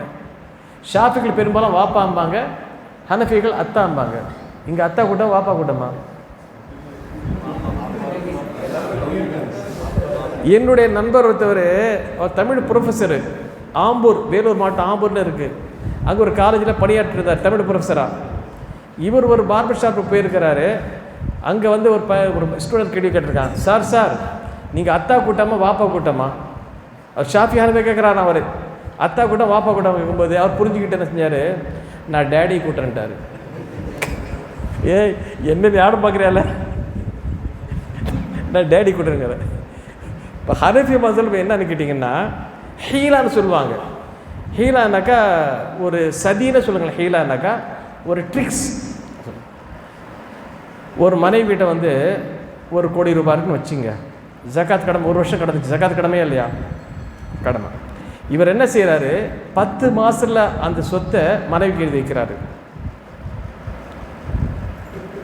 என்னாச்சு, இவருக்கு ஜகாத் இல்லை தானே, இல்லை தானே, இங்கே 1 வருஷம் கிடக்குமா இல்லையா? இவன் 10ஆவது மாதத்தில் அங்கே திருப்பி கேட்பான். இது ஜகாத்திலிருந்து எஸ்கேப் அவர். இது எல்லாம் அல்லாஹ் நடக்காது, தெரியுதா? அதான் தான் இன்னமல் அமாலு பின்னியாத், இன்னமல் அமாலு பின்னியாத். எண்ணத்தை பொறுத்து எந்த மாதிரி இந்த ட்ரிக்ஸ் பண்ணி ஜக்காத்து ஏமாத்துற அளவுக்கெல்லாம் செய்யாது, தயவு செய்து. புரிஞ்சுக்கிட்டீங்களா? ரொம்ப கவனம். அல்லாஹ் கொடுத்த நிஅமத்து, அல்லாஹ் கொடுத்த செல்வம், ஜக்காத்து கொடுத்தோன்னா கண்டிப்பாக அல்லாஹ் நமக்கு பரக்கத் தருவான். மா நகஸ மாலுன் சதகத்துன், எந்த ஒரு ஜக்காத் சதகாவும் ஒரு மனிதனுடைய பொருளாதாரத்தை குறைக்காது என்று ரசூலுல்லாஹ் சொல்லியிருக்காங்க. நம்புங்க. இன்றைக்கி அரபு நாடுகள் மற்ற நாடு ஜக்காத்து கொடுக்குறாங்க இல்லையா, நல்லா செழிப்பாக இருப்பாங்க. இலங்கையை போய் பாருங்கள், வருஷம் ஜக்காத்து கொடுக்குறாங்க இல்லையா, கரெக்டாக வந்து வருஷ கடைசியில் வந்து ஸ்டாக் எடுத்து அந்த நாடு என்ன செய்கிறாங்க, வியாபாரம் கிடையாது, ஃபுல்லி ஸ்டாக் எடுத்து ஜக்காத் கொடுத்து நல்லா அல்ஹம்துலில்லாஹ் நல்லபடியாக இருக்கிறாங்க. அல்லாஹ் இன்னல்லாஹ் யர்சுக்கு மை யஷாஉ பிகைரி ஹிசாப், அல்லாஹ் நாடிக்கிறவனுக்கு கணக்கில்லாமல் வழங்குவான். அவன் ராஜிக்குங்க. இன்னல்லாஹ் ஹுவ ரஸ்ஸாக்கு துல் குவத்தில் மதீன், அவன் தான் மிகப்பெரிய வாழ்வாதாரத்தை வழங்கக்கூடியவன்ற நம்பிக்கை ஒரு மேலே நமக்கு. அல்லாஹ் இந்த அளவுக்கு நம்பிக்கை இருக்குது, அந்த அளவுக்கு தான் அல்லாஹோட உதவி கிடைக்கும் என்பதை நம்ம தெரிஞ்சுக்க. எனவே அன்புக்கு சகோதரர், மீண்டும் மீண்டும் சொல்லுகிறேன், ஜக்காத் விஷயத்தில் கொஞ்சம் கவனமாக இருங்க, அலட்சியமாக இருக்காதீங்க. ஹிஜ்ரி ஆண்டு கணக்கு பண்ணி கொஞ்சம் ஜக்காத்தான் பிரச்சனை கிடையாது. ஒரு 1000 ரூபாய் தான் ஜக்காத்து கொடுத்துருங்க, பிரச்சனை கிடையாது. 2000 ரூபாய் தான் 2000 ரூபாய் கொடுங்க, நம்ம கடமையில் நீங்கிட்டோம், அவ்வளோதான், மறுபடியும் தப்பிச்சிட்டோம். எனவே அது கவனமாக சிலங்க பாருங்கள். ஏரியில் எவ்வளோ மிச்சம் இருக்கு, செலவுலாம் போக இருந்துச்சுன்னா கொஞ்சம் போல தான் வரப்போகுது, கொடுத்துருங்க. ஒரு கேள்வி. வீடு வந்து ஆமாம். வீடு ஒரு 1 கோடி ரூபா இருக்குது, நாளைக்கு ஒரு வீடு வாங்கணும், நாளைக்கு தான் வாங்குற சொல்லுது. இந்த 1 கோடி ரூபாய்க்கு நான் ஜக்காத் கொடுக்கணும் வேண்டாமா? அது கொடுத்துருவீங்க நீங்கள். அதாவது அந்த இல்லை 1 கோடி ரூபாய் கையில் இருக்கா இல்லையா, 1 கோடி ரூபாய் கையில் இருக்கா இல்லையா, அதுக்கு ஜக்காத் கொடுத்தீங்களா? அப்போ கொடுத்தவனும் இல்லை. அது எப்படின்னாக்கா, வீடு வாங்கின பிறகு நீங்கள் வருஷம் வீட்டில் ஒரு 10 கோடி ஒரு 1 கோடி ரூபாய்க்குள்ள வீடு நீங்கள் தர வேண்டிய அவசியம் இல்லை. முதல்ல வாங்கும்போது கொடுத்துறீங்க இல்லையா, அதோட முடிச்சு, அவ்வளோதான். புரியல? காலி இடமா? காலி இடம் நல்லா புரியுங்க. ஒரு காலி இடம் வாங்குறேன், ஒரு ஃப்ளாட் வாங்குறேன், அந்த ஃப்ளாட் எந்த நோக்கத்துக்கு வாங்குறீங்க? நான் வாடகை வீட்டில் இருக்கேங்க, தெரியுதா? என்னுடைய தேவைக்கான ஃப்ளாட் வாங்குறேன், வீடு கட்டலங்கும்போது அதுக்கு என்ன இல்லை, ஜக்காத்து இல்லை. என்னுடைய தேவைக்கு நான் வாங்கியிருக்கிறேன். ஆனால் அதே சமயத்தில் நான் வியாபாரம் பண்ணுறதுக்கு வாங்குறேன், ரியல் எஸ்டேட் பிஸ்னஸ் பண்ணுறேன்னு வச்சுங்க, அது நான் என்னுடைய சொந்த தேவைக்கு இல்லை, நான் வியாபாரத்துக்கு வச்சிருக்கிறேன். அது எனவே அதுக்கு ஜக்காத் வந்து வேணும், கொடுத்தாங்க. பணத்தை எல்லாமே மூலப்பொருள் ஒரு இதுக்கு இருக்கு. புரியல? இல்லை, நீங்கள் இப்போ 10 லட்ச ரூபாய்க்கு ஒரு இடம் வாங்குறோம், அந்த வாங்குற 10 லட்ச ரூபாய்க்கு ஜக்காத் கொடுத்தானா? கொடுத்தாகணும். ஆமாம், ஜக்காத் இருக்குது, அதுக்கு ஜக்காத் இருக்குது. நான் வீட்டுக்கு தான் இல்லைன்னு சொல்லி தவிர எல்லாம் அப்படிதான், எல்லாம் அப்படித்தான். அதான் நாம் பயன்படுத்தும் போது தான் இல்லை. ஆமாம் ஆமாம். சரி, இன்ஷா அல்லாஹ் உங்களை சந்திச்சதில் ரொம்ப சந்தோஷம். இன்ஷா அல்லாஹ் மற்றபடி ஏதாவது கேள்விகள் இருந்தால் இன்னொரு சந்திப்பில் என்ன செய்வோம், சந்தித்து அதற்கான விளக்கம் தருவதற்கு அல்லாஹ் தஆலா நமக்கு அருள் செய்யட்டும்.